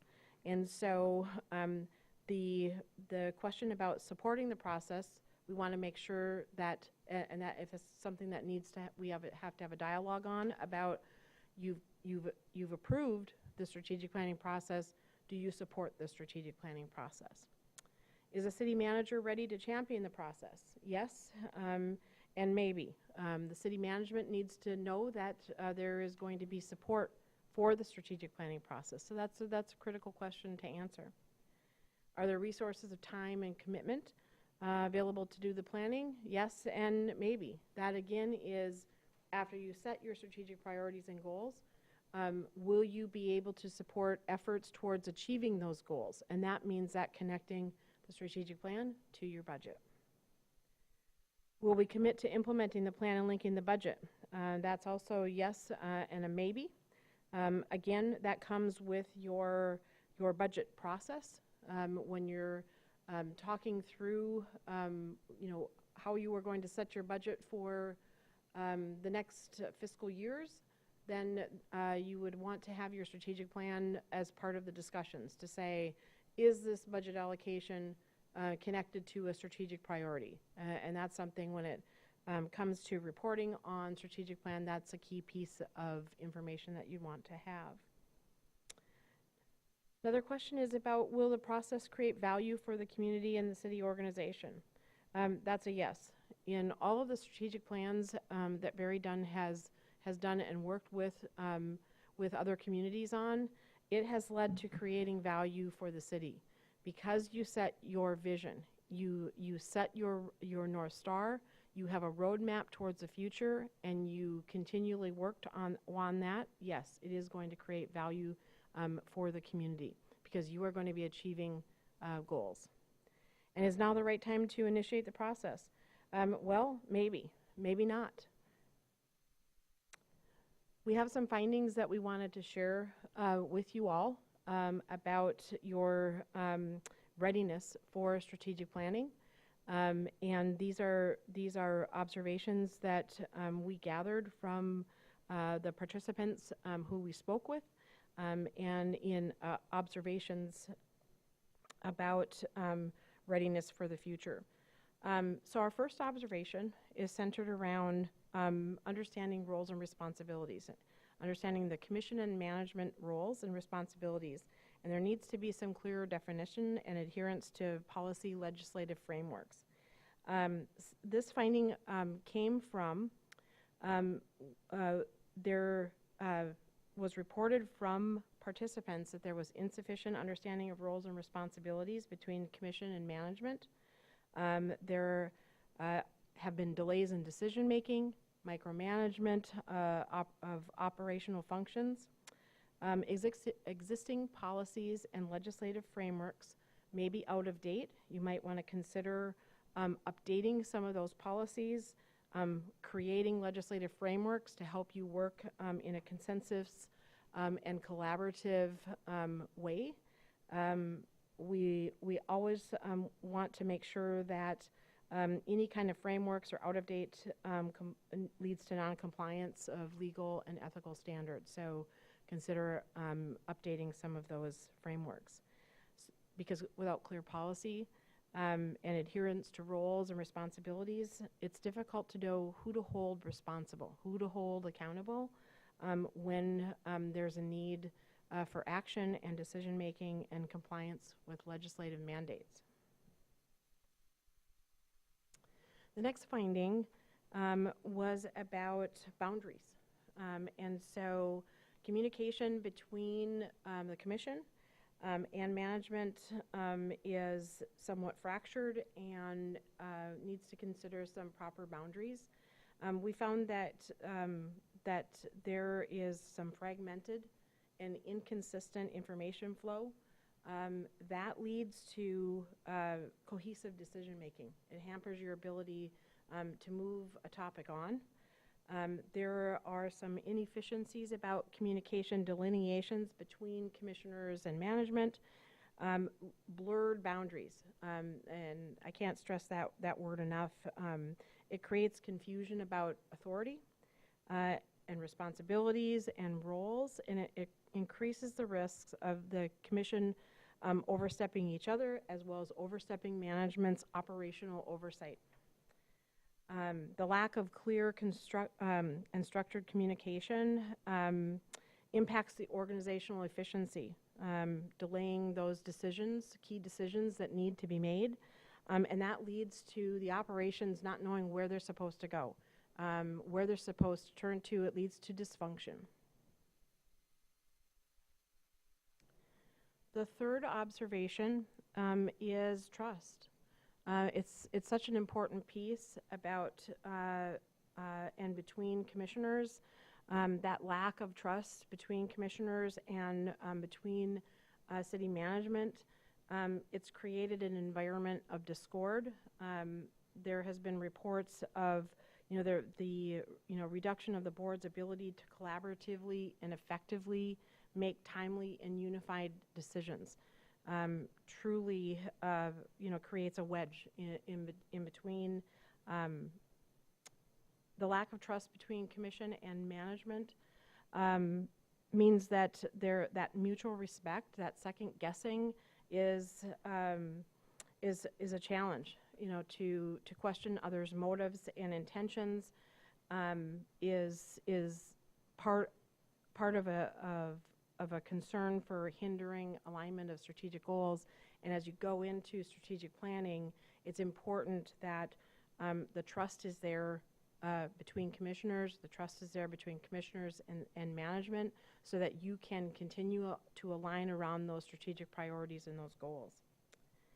the perceived distrust between commissioners and between commission and management, it just weakens the confidence of the community in you, in the city employees, city stakeholders, impacting morale and affecting the city's reputation and performance. And the final observation that we heard reported that we saw is that the organization lacks a clear strategic focus, and it results in everything is a priority, so nothing's a priority, and that's a challenging environment to be in. The absence of a strategic plan and focused priorities leads to confusion. What are we focused on? It overextends resources. It doubles and triples the cost sometimes to see management go back and forth, or the commission go back and forth on a decision, and reduces your effectiveness. Just plain out reduces your ability to have a positive impact year over year. Decision making is inconsistent and preventing the city from advancing forward. In strategic planning, advancing your goals forward and achieving. You decide on what you want to achieve with setting your priorities, but if you can't achieve that, then again, it might be another plan that sits on the shelf or doesn't get approved. And that's problematic because you work hard to study issues, to adopt policy, to adopt ordinance, to adopt plans. Carrying them out is critical for service delivery to your community. And treating all issues as equally urgent, it can result in delays. That's that everything is a priority, so nothing is a priority. And there isn't any mechanism to prioritize that. So that's that structured framework or boundaries that you can set, those frameworks for decision making, those frameworks for what issues come before the commission. Those are important for you to establish how you are going to deal with topics and subjects and how you're going to communicate about them. So we prepared, as part of our engagement with the city, we prepared a readiness memo, and that is, I've briefly gone over some of those findings that are in that, but it is a memo that addresses the readiness of the Traverse City community for the strategic planning process. And so what we have put together is some guidance about proceeding with strategic planning and the process and the risks associated, that we recommend that you proceed with caution on the strategic planning process until stability, trust, effective communication can be established, so that the commission works as one policy-making body, and the commission and management collaboration is improved. We wanted to bring to your attention the risks associated with strategic planning when the organization isn't ready, and that means that there could be lack of cohesion and failure to reflect your true priorities in the strategic plan. Implementation and key deliverables may never come to fruition, may be delayed, or just fail altogether. Lack of buy-in can cause potential goal derailment, so it is important to understand that buy-in and consensus in the strategic plan that you can all get around, and once you're ready to adopt a strategic plan. Lack of trust and communication would continue to foster commission conflicts, and ultimately strategic planning, in the absence of readiness, trust, and strong communication, can lead to a failed plan and missed opportunity and long-term organizational decline. We do have some recommendations, though, for the city. Something for you to consider is that team building retreat. This would help you to, one, develop and improve relationships, improve trust, build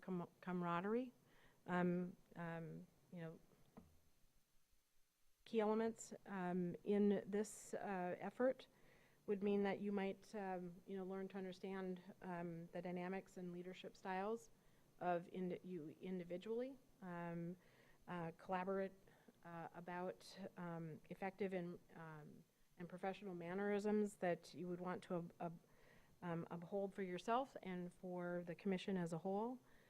Establish clear and unified goals as an elected body and create a sense of stability for the community. The other recommendation that we have is to update rules of city commission. This is a document that you have. We've reviewed it. And the reason that we recommend updating it is that this is a place where you can set those frameworks.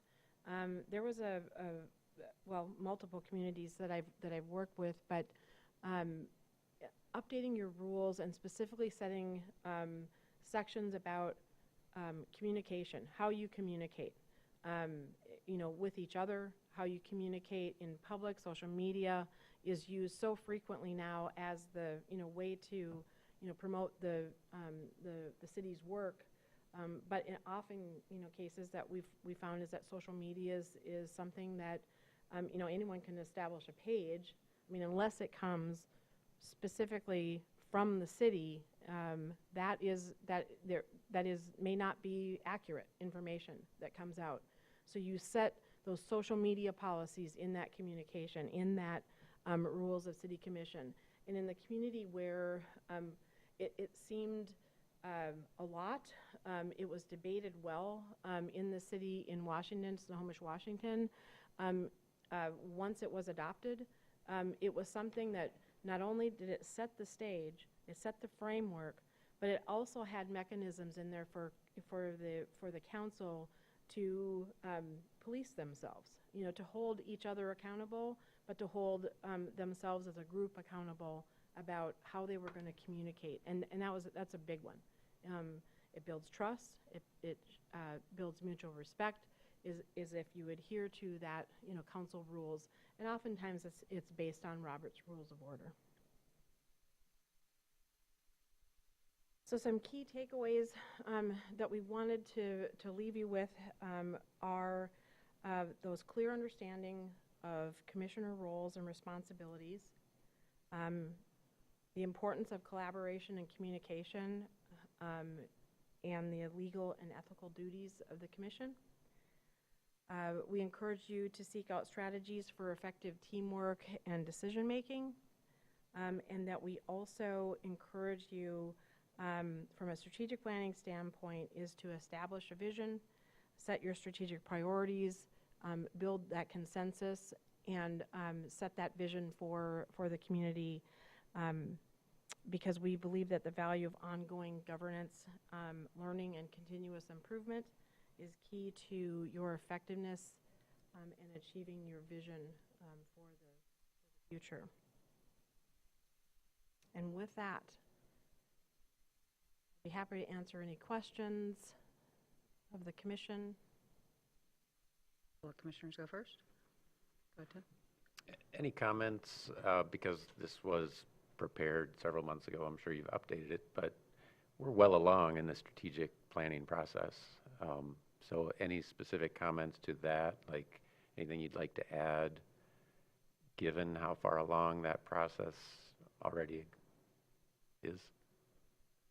Well, readiness can happen at any time, or understanding if you're ready. We had intended to certainly provide you with this readiness assessment before the strategic plan, and so we knew that we wanted to, recommend that you proceed with caution. So the timing of this assessment, unfortunately, had to come a little bit later. But that still means, and whether it's a reminder about collaboration and cohesiveness and governance roles and responsibilities, it still may help you set the stage for a successful outcome. I talked about strategic plan is an important roadmap and vision. The implementation plan is equally important, if not harder, because now it means that you have to connect resources to carrying out that vision. Michelle, do you have anything to add to that? Yes, I'd like to offer just a couple of thoughts there. Yeah, we know that you're pretty far into your process at this point.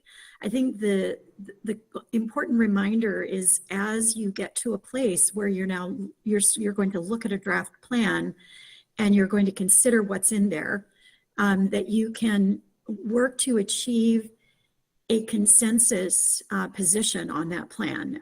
The best you want when you're looking at adopting a strategic plan is you would like to have a unanimous yes vote on the plan. That's number one.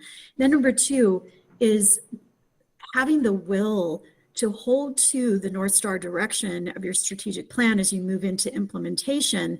And then there are obviously things that happen in the environment that you cannot and will not be able to anticipate. But if your plan is well constructed, that plan should be able to serve as your North Star during those times of disruption or unanticipated events, and should serve as guidance for you when new ideas come forward or possibilities or possible opportunities. They should be considered in the context of your strategic plan. Does this fit with our strategic direction? Should we do that? Is it in alignment with where we said together we wanted to go? And so I think some of the points that we identified when we were interviewing everybody in the early fall, some of those things still apply as you move into the different phases of the completion of your strategic plan and then its implementation. If I can chime in as the chair/coordinator here, I think it's a very fair question. I think we've had, so far from what I've heard during our meetings, positive feedback from those of us who have participated in the process. So I think that actually helps. Before we were going blind, not knowing what to expect. Now everybody kind of has some experience with it tangentially of how that's been collected and how it's been done. And I would say that very noted, that suggestion of us having a retreat, and so that can always be done too as we're finishing before implementation to get us on pages too. So I just to add that 2 cents to your question, Tim. Other questions? Go ahead, Jack. I'm interested in the interaction when talking about conflict. You know, this is a small group, and so small group dynamics apply. But you talked about conflict prevention and conflict resolution, and then those all seem to lead into this idea of building a consensus and hopefully a unanimous consensus about strategic direction and priorities. And here we are today, and we're missing 2 of our 7, and we've struggled for months now to get everyone in the same room, much less on the same page. Are there any extra ideas you would like to offer to us? Well, with regards to if it's conflict resolution, or if it's, I want to speak, if your question is about ideas for, those who aren't in the room or who aren't, is that your question? I think so, but Okay. also more globally Yeah. about just generally, how do we work effectively to resolve or prevent conflict escalation? Mm-hmm. Well, I don't know as if you can ever, you can 100% prevent conflict. So you have to then focus on how do you deal with conflict resolution. And so that is, there's ways to do that. Is your commission rules of procedure, is that you lay out how you are going to deal with a conflict, and you identify how you bring up an issue, amongst members. You then identify the way in which you have that dialogue.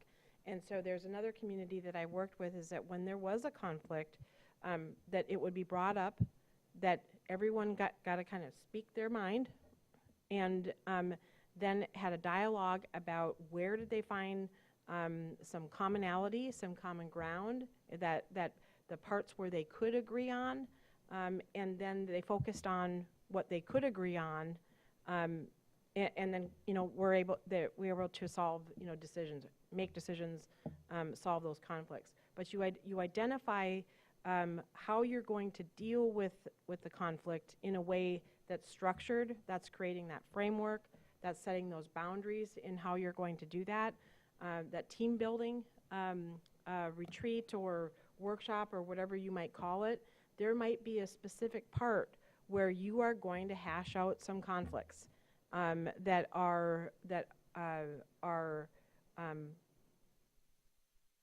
have bubbled up, that stay with the group, that you just can't get resolve on.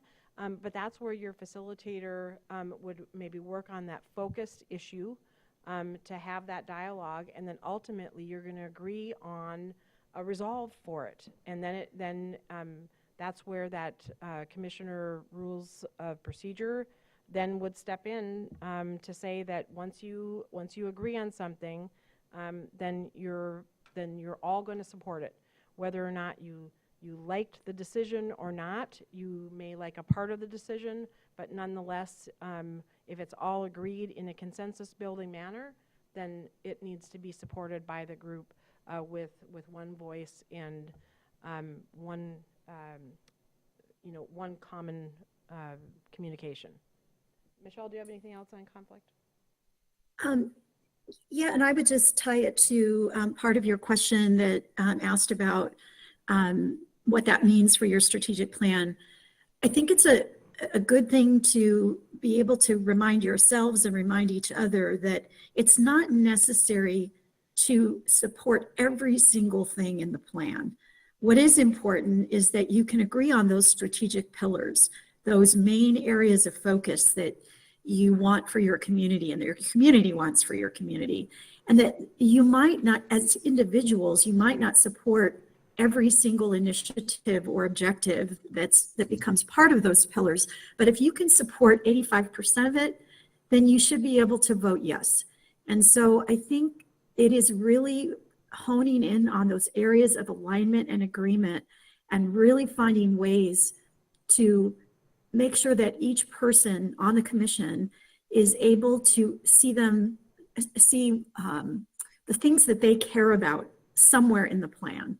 And just as, you know, a ray of sunshine, I've been facilitating strategic planning processes for local governments for 28 years all over the country. And there's only been twice in that time that there has not been a unanimous vote on the final plan.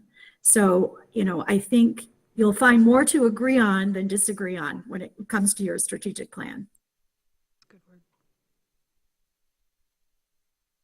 Other questions right now? I have a couple. I just didn't want to jump the gun. I just had, well, first of all, I want to take this opportunity. We've all been talking about, kind of related to this, the ethics committee that we formed. And I just wanted to update everybody. We're waiting just on Mary Grover's schedule so we can make sure that our experts in the room with us. So that is part of what's continuing, as well as taking into account these suggestions here for other assessments. I had a question, and I'm casting my memory because I kind of remember this coming up during the interview, of the social media policy. Just to clarify again, because I think sometimes our roles up here versus us as citizens with opinions and First Amendment rights, et cetera, can sometimes be, when we talk about things in kind of more absolutes or statements, can be misinterpreted. So the social media policy, would that be in general, or is that something that would be, when you've done it with other groups, is that more when we're talking about or dealing with city business or, you know, business related to our roles specifically? Is that what that policy would be looking at? It would be. And Okay. so that, it was included, it was there's a special section in there, the elected, the commission member, how they deal with social media on city business. You know, when, for example, if they're talking about something, an action of the board, it's we decided because there was a vote taken, and if the motion passed, then, you know, it becomes a thing and you do something with it, right? You approve it, you vote it down, or you move it on to committee. So you speak in terms of ours and we, and only, you know, the rules surrounding social media as it pertains to you as a commission member. And then I had another question of roles. Right now, our training for any newly elected, whatever role it is up here, is about a half day where we go over everything from kind of how the budget's presented to, how rough Robert's Rules of Order. And so in your experience with both of you, I would ask, in your experience with this kind of outreach and work with different governments, do you have, and it doesn't even have to be totally shared here, but as part of this or something we would follow up on, kind of some suggestions of places that have had really good trainings, you think, or highlights from that should be maybe emphasized in trainings that we might not be doing or we might need to expand to include? Because I think sometimes where you start from, obviously, is where you're starting from. And so how do we start at a good spot and build on that versus maybe starting at not the best spot of explaining rules and then trying to correct in the future? Well, we can share that in another framework. It really kind of depends on, and especially when it comes to onboarding, newly elected folks. Sometimes it takes not just a half a day. It may take a day, and maybe another day, kind of coming up with, maybe they're hearing presentations from departments. Maybe they're really getting immersed into Robert's rules and council policies. And so when the commission has a set of very robust commissioner rules, then that might be an immersion into, here's how we as an elected group decided to structure ourselves, decided to run our city based on this set of rules. So that might take some more time aside from learning state law and learning all of the fire hose of things, pieces of things that you need to learn when you become an elected official. And so in my work with councils, it takes more than a day. But it's kind of like an onboarding program that city management puts on for new employees. But there may be some positives that would come out of an onboarding of an elected, and we can share more into the details or into the weeds about what that might look like. Great, thank you. Go ahead, Jackie. I think, go ahead. to add on to that, I think what's really important is it has to go beyond onboarding as well. So I'll give you a specific example. There is a city that we work with in the state of Colorado where we developed their strategic plan. And for 5 years in a row, we have facilitated a retreat, and it ends up being on a Saturday, about a retreat with the city council to not only update their strategic plan, but within that retreat, we do team development of the council. We do team development with the council and senior management in the organization, and they revisit their council policies and protocols every year to review them, to remind themselves of what they are, but also sometimes to make revisions. We didn't do a revision this year, but 2 years back we did, because new things crop up, right? And new dynamics happen. So the idea is that you would revisit it, not just when you're onboarding a new commission member, but on some regular cadence as an elected body as a whole. Okay, interesting, thank you. And Jackie, go ahead, and then Mitch. I'm really supportive of the idea of a review of our commission rules and policies. And I've been doing some reading about Robert's Rules of Order and whether for smaller organizations, smaller communities like ours, whether they become more of an impediment to communication than a way to facilitate smooth communication. And I wondered, have you run into any of that? Are there alternatives that you think could possibly add value? That's a great question. Robert's Rules of Order, while there's a lot if you've taken a deeper dive into them, they assist with, having a good conversation. And even though it might seem silly to some, because I mean, I've had council members who have called some pretty significant names, and they're not going to abide by them. But yet, for those that stick to the process, stick to the motion and the second and the discussion and making sure everyone has a voice, and then before anyone else gets taking turns, so it's kind of like kindergarten, but playing nice in the sandbox. But it makes for then effective communication and effective decision making, and at a regular elected, at elected boards, it's important that that's the business meeting, right? You have learned about this topic, you have gone through the protocols that have been put in place for you to understand the issue, and when it comes time to vote, then that is very, very formal, so that you are not going backwards, and that's that staff not knowing what's going to happen, when it comes down to, it's time for the commission to, take their vote because they have assessed the issue and now it is time to make a decision. That's where this structure comes into play, this very focused dialogue on the topic, very structured. The mayor as the presider has that control, keeps that decorum, keeps that conversation, notes everyone's part of it, and then the roll is called, the vote is taken. So it leads to effective communication.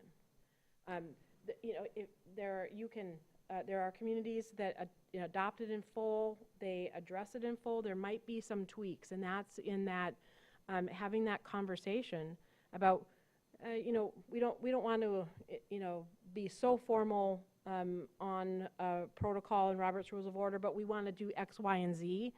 But knowing that, where are you deviating from Robert's Rules of Order? That has to be decided. That's your framework, that's your guide rails, your bumpers. If you're going to bowl, you've got to have those guide rails in place.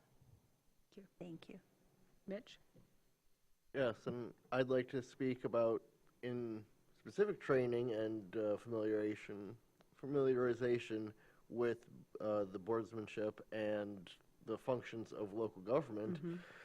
The Michigan Municipal League is a great resource for my fellow colleagues and for anyone in local government. Not only do they have very easy to read explainers on anything from the Open Meetings Act to municipal finance, but they also have the Elected Officials Academy program, which allows you to learn more about the role and about what opportunities may be available that we just haven't realized yet, and in part because we are not the only city in northern Michigan, but we're the largest, and northern Michigan compared to, say, southern Michigan, comparable municipalities are few and far between. So we can't just, like in Oakland County, throw a rock and hit 3 other cities to talk with them about how things are going over there. That's a very good point. MML is a very good partner of ours. I think what I would bring us back to, though, from this conversation is that this is about us communicating to and creating space, both as this body itself, but future bodies being able to kind of have those retreat moments or other ways to get in touch with each other, to understand each other, and then, as you're pointing out, clear rules so that the public watching knows how we're working through our meetings, as well as each other. So, somebody's not just making a motion out of nowhere or not having questions, something nobody's having an opportunity to talk or something. So I do agree that they have some really great materials, and if anybody's thinking of running, they're a great place to start. But also bringing it back to kind of the points here is some of the work that we have to do as this current commission, and maybe improving our own trainings and preparation as a body or as an organization. Do we have other questions right now? Go ahead, Heather. What is the current schedule of strategic planning, of the process right now? Like, what happens next and when? We exiled staff over there so we could have our conversation, but Liz, if you even want to take the, oh, you've got the portable mic, never mind, we're good.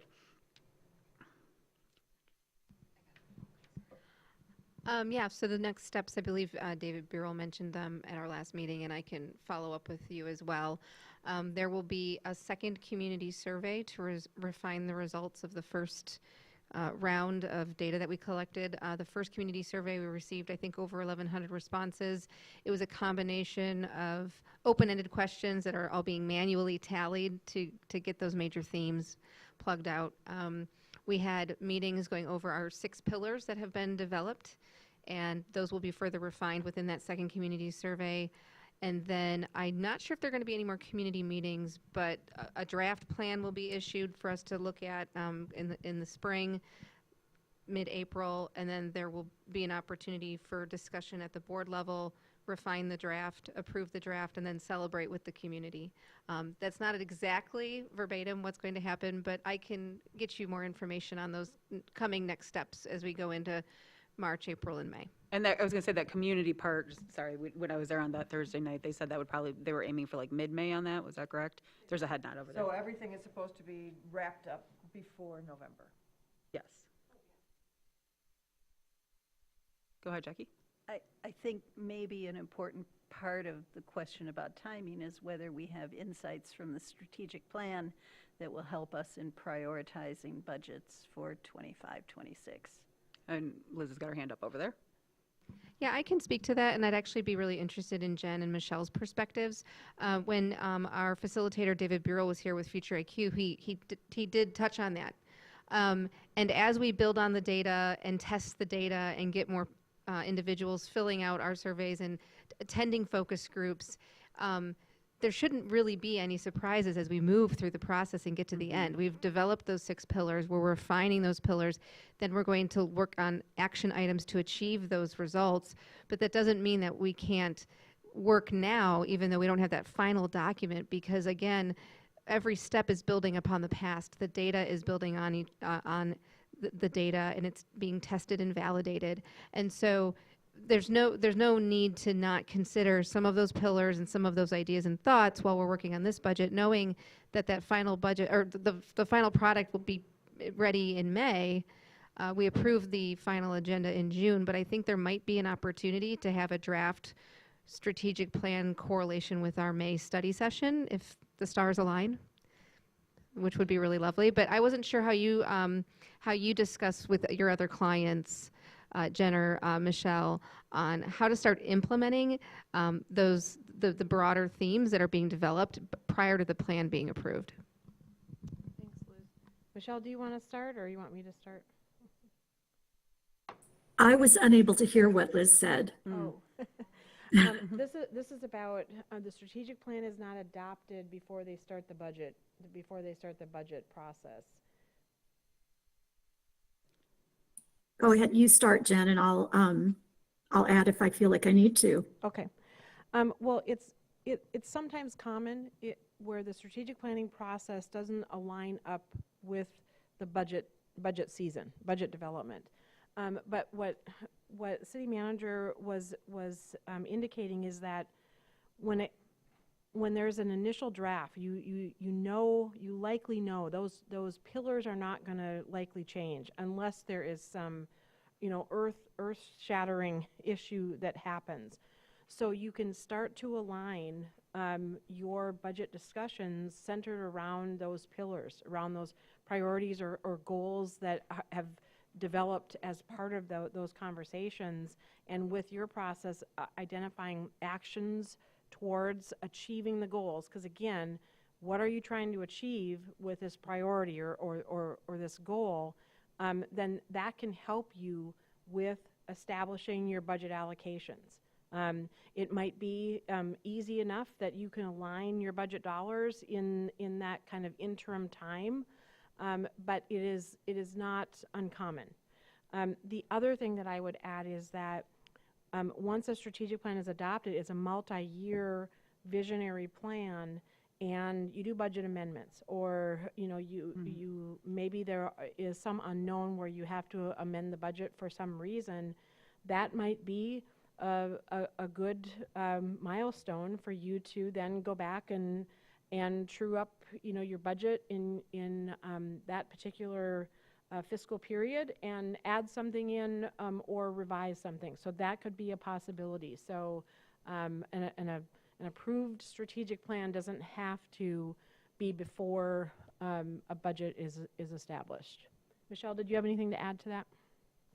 I think you said it perfectly, Jen. Okay, Tim. Well, actually, I had a really quick follow-up on this, sorry.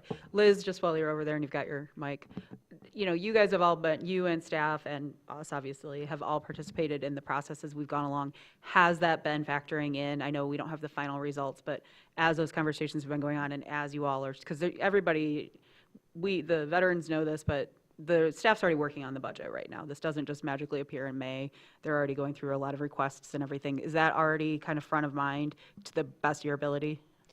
Yeah, I mean, we've only had our first few budget meetings, so we're only tipping, you know, getting into there. But yeah, no, it is front of mind. The pillars are there. The staff have been participating from the beginning. And of course, many of them are city residents who filled out the city survey. So I've encouraged the staff, if there's something in their budget that they say, hey, this may align with a future strategic planning, you know, initiative, or this might, we're talking about that. I haven't specifically drawn out certain things that are being budgeted in the line, but as I work with our finance team, I could have them highlight different pillars that are being developed and where those budgeting items might fit within those pillars, so that as we get there, that work has already been done. Maybe we can make notes in BSNA to keep tabs, so to speak, on those efforts. Thank you, Liz, and thank you, Tim, for letting me step on you a little there for the piggyback, but go ahead. To the extent possible, I've participated in the meetings for the strategic plan, and it's gone well, and I've provided feedback. But both in your presentation and in your comments, you continue to indicate that when we adopt a strategic plan, or you know, when we will, like we might adopt a strategic plan, but just for the public's, you know, knowledge and interest, it's not a given, because we did not see like a process ahead of time and say, oh yeah, we like that process, let's go with that. Like, this is the process and that's fine, but there's risk to the process. And I've shared this with folks in the public that have asked me about it, because it gets to framing. Like, you do an information gathering, they synthesize it, they put it out there for a second round, and it's, do you like A or B? And if you go with B instead of A, then it takes you this way. And then you frame the conversation somewhat there, and then you go through another step and, you know, iteration. And there is a risk that it could go sideways. We could end up over here with, well, how did that happen? Unlikely. It seems to be going well so far, but I just don't want to put it out there to the public that 100% this will be adopted no matter what comes out of it. Like, it does need a final, and that's our responsibility to look at and say, does this really make sense from our knowledge of the community and what's going on? So just, I'm hopeful still, but I want to make sure the public's not thinking this is 100% no matter what. I would agree, but I would also say, it reminds me, you putting it that way reminded me of the charrette we did for 8th Street, and did we get the absolute perfect in everyone's vision? No, but we got a pretty good, better looking 8th Street than what we had there before. So it is always a process to see where it does go, though. Do we have more questions or anything else you want to share? A long process ahead. So I guess based on our questions and kind of where we're at, did you have anything else you wanted to add, though, now that we've had a little conversation? We don't have anything more to add. We definitely wish success. It sounds like the process is going well. That's good to hear. And, you know, we encourage you to, you know, consider some of the recommendations for, you know, retreats and commission rules to, you know, to help set a framework and set a path forward for. Great, thank you. And we'll be talking about. Thank you. Yeah, we'll be talking about how to move some of that forward for the body too. Obviously, we need to bring it forward to make the decisions on it. So we'll be looking into that and bringing that forward in the very, very near future, and probably looking at some maybe even retreat availability as we're getting into this final process of the strategic planning. So thank you all.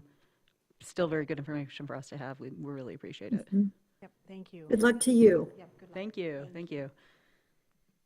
Okay, I'll let Jen kind of pack up and let the tech go down. We did have public comment on the road salt, so I will open it up for any public comment on the board governance training before our general public comment, which is right after. Fred Bimber, 1223 Randolph Street, city resident. I'd like to ask a few questions here, if I could, of Jen Ferguson.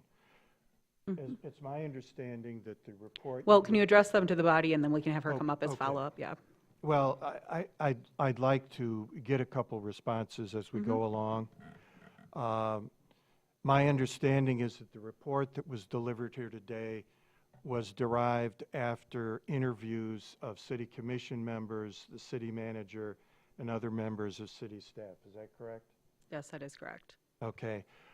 Can the report that was just given, and it need be no more than the PowerPoint slides, be produced and made publicly available? Yeah, it's been a public meeting, so we can definitely do that, yeah. Okay. Yep. That will suffice for now. Thank you, Fred. Yep.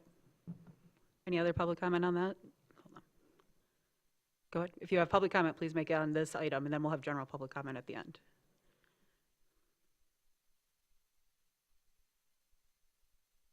Doug Kimball, Spruce Street, Traverse City. And can I ask a question and get a response? Hopefully. Okay. So it's about the, in a governance session, the Open Meetings Act.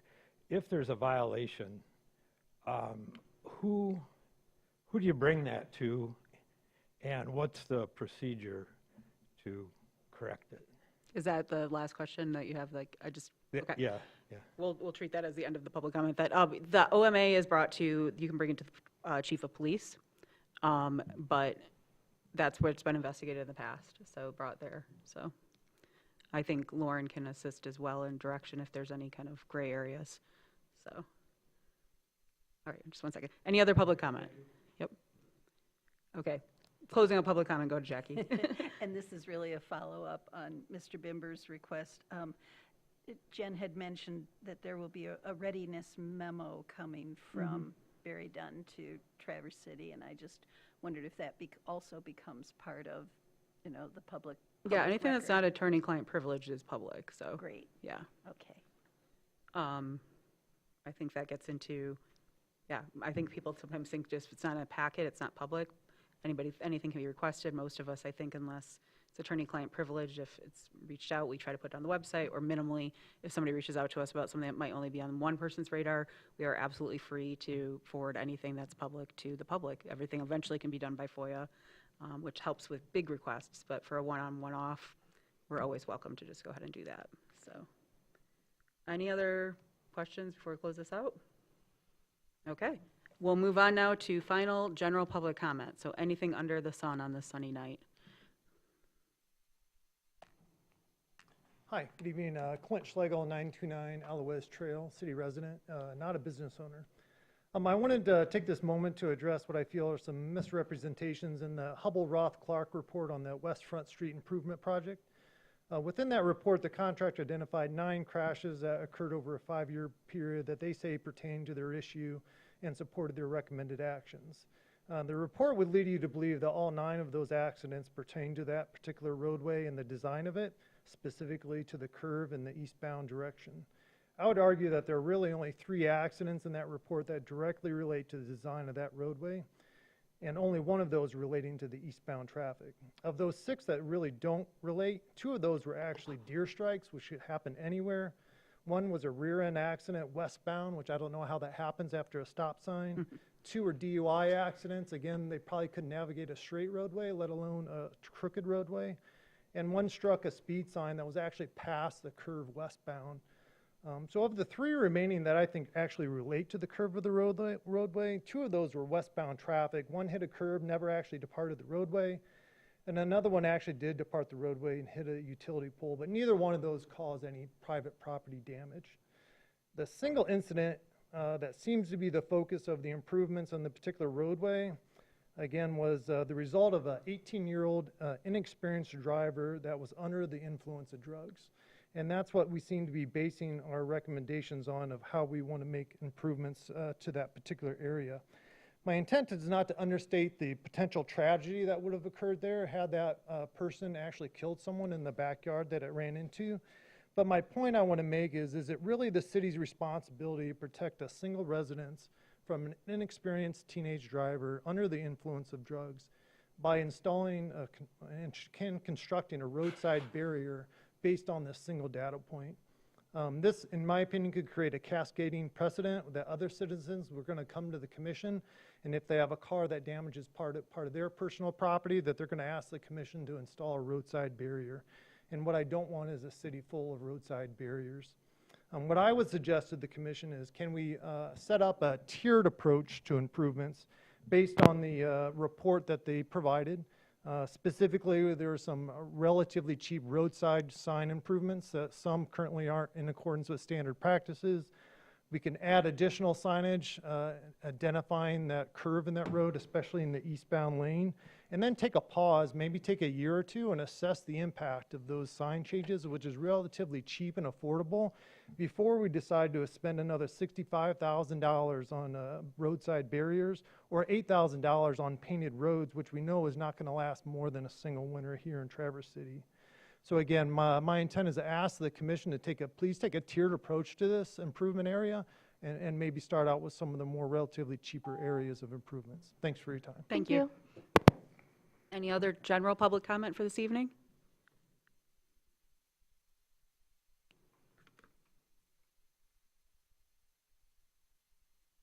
Hi, Richard Robbins, 720 Center Place, back from extended vacation. Lots have happened since then. One of the things that happened was the very topic that was discussed today, and I'm in full support of his recommendation, as well as kind of rethinking this whole risk-based analysis around these types of issues, these types of situations. I was unaware of that type of analysis. I would encourage the city staff, the legal, as well as the city commission, to follow up on that detail. And if in fact that detail is correct, that's a very telling approach, or very telling information in order for us to kind of rethink that whole idea. I had originally on social media had expressed my opinion that if we are going to put a barrier in there, we have got to think about something more than an industrial barrier. This is an entry point to this city. We need the idea of possibly moving from Cedar Road forward to 25 miles an hour.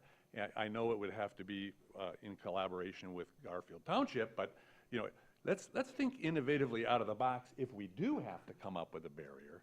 But this information, I think, is extremely important and very enlightening, and I'm so glad we have citizenry that is taking the initiative. So thank you very much for your time, and look forward to seeing you guys again soon. Take care. Thank you so much for your time. Any other public comment? Okay, I'm going to bring it back, and just because it did get brought up in both those public comments, we did vote on that last week. We did vote for the guardrail. There was conversations about how to make it not just a green, ugly guardrail. There was money allocated instead of to just taking the pots out and putting in some grass, the Arts Commission to look at putting something nicer there as a welcome into the city. So there were some other things there. If you want to check that meeting, we also had a lot of robust conversation with our city attorney about liability, both as the city and as decision makers. So just wanted to not let you all think that we're ignoring it. There was action taken last week, and we could all be happy to answer questions with you afterwards, and also the meeting if you wanted to see more of the detailed dialogue. With that, any final comments from commissioners? Seeing none. All right, everybody, thank you so much for being part of tonight's discussion, and we will see you next week for a regular meeting and St. Patrick's Day.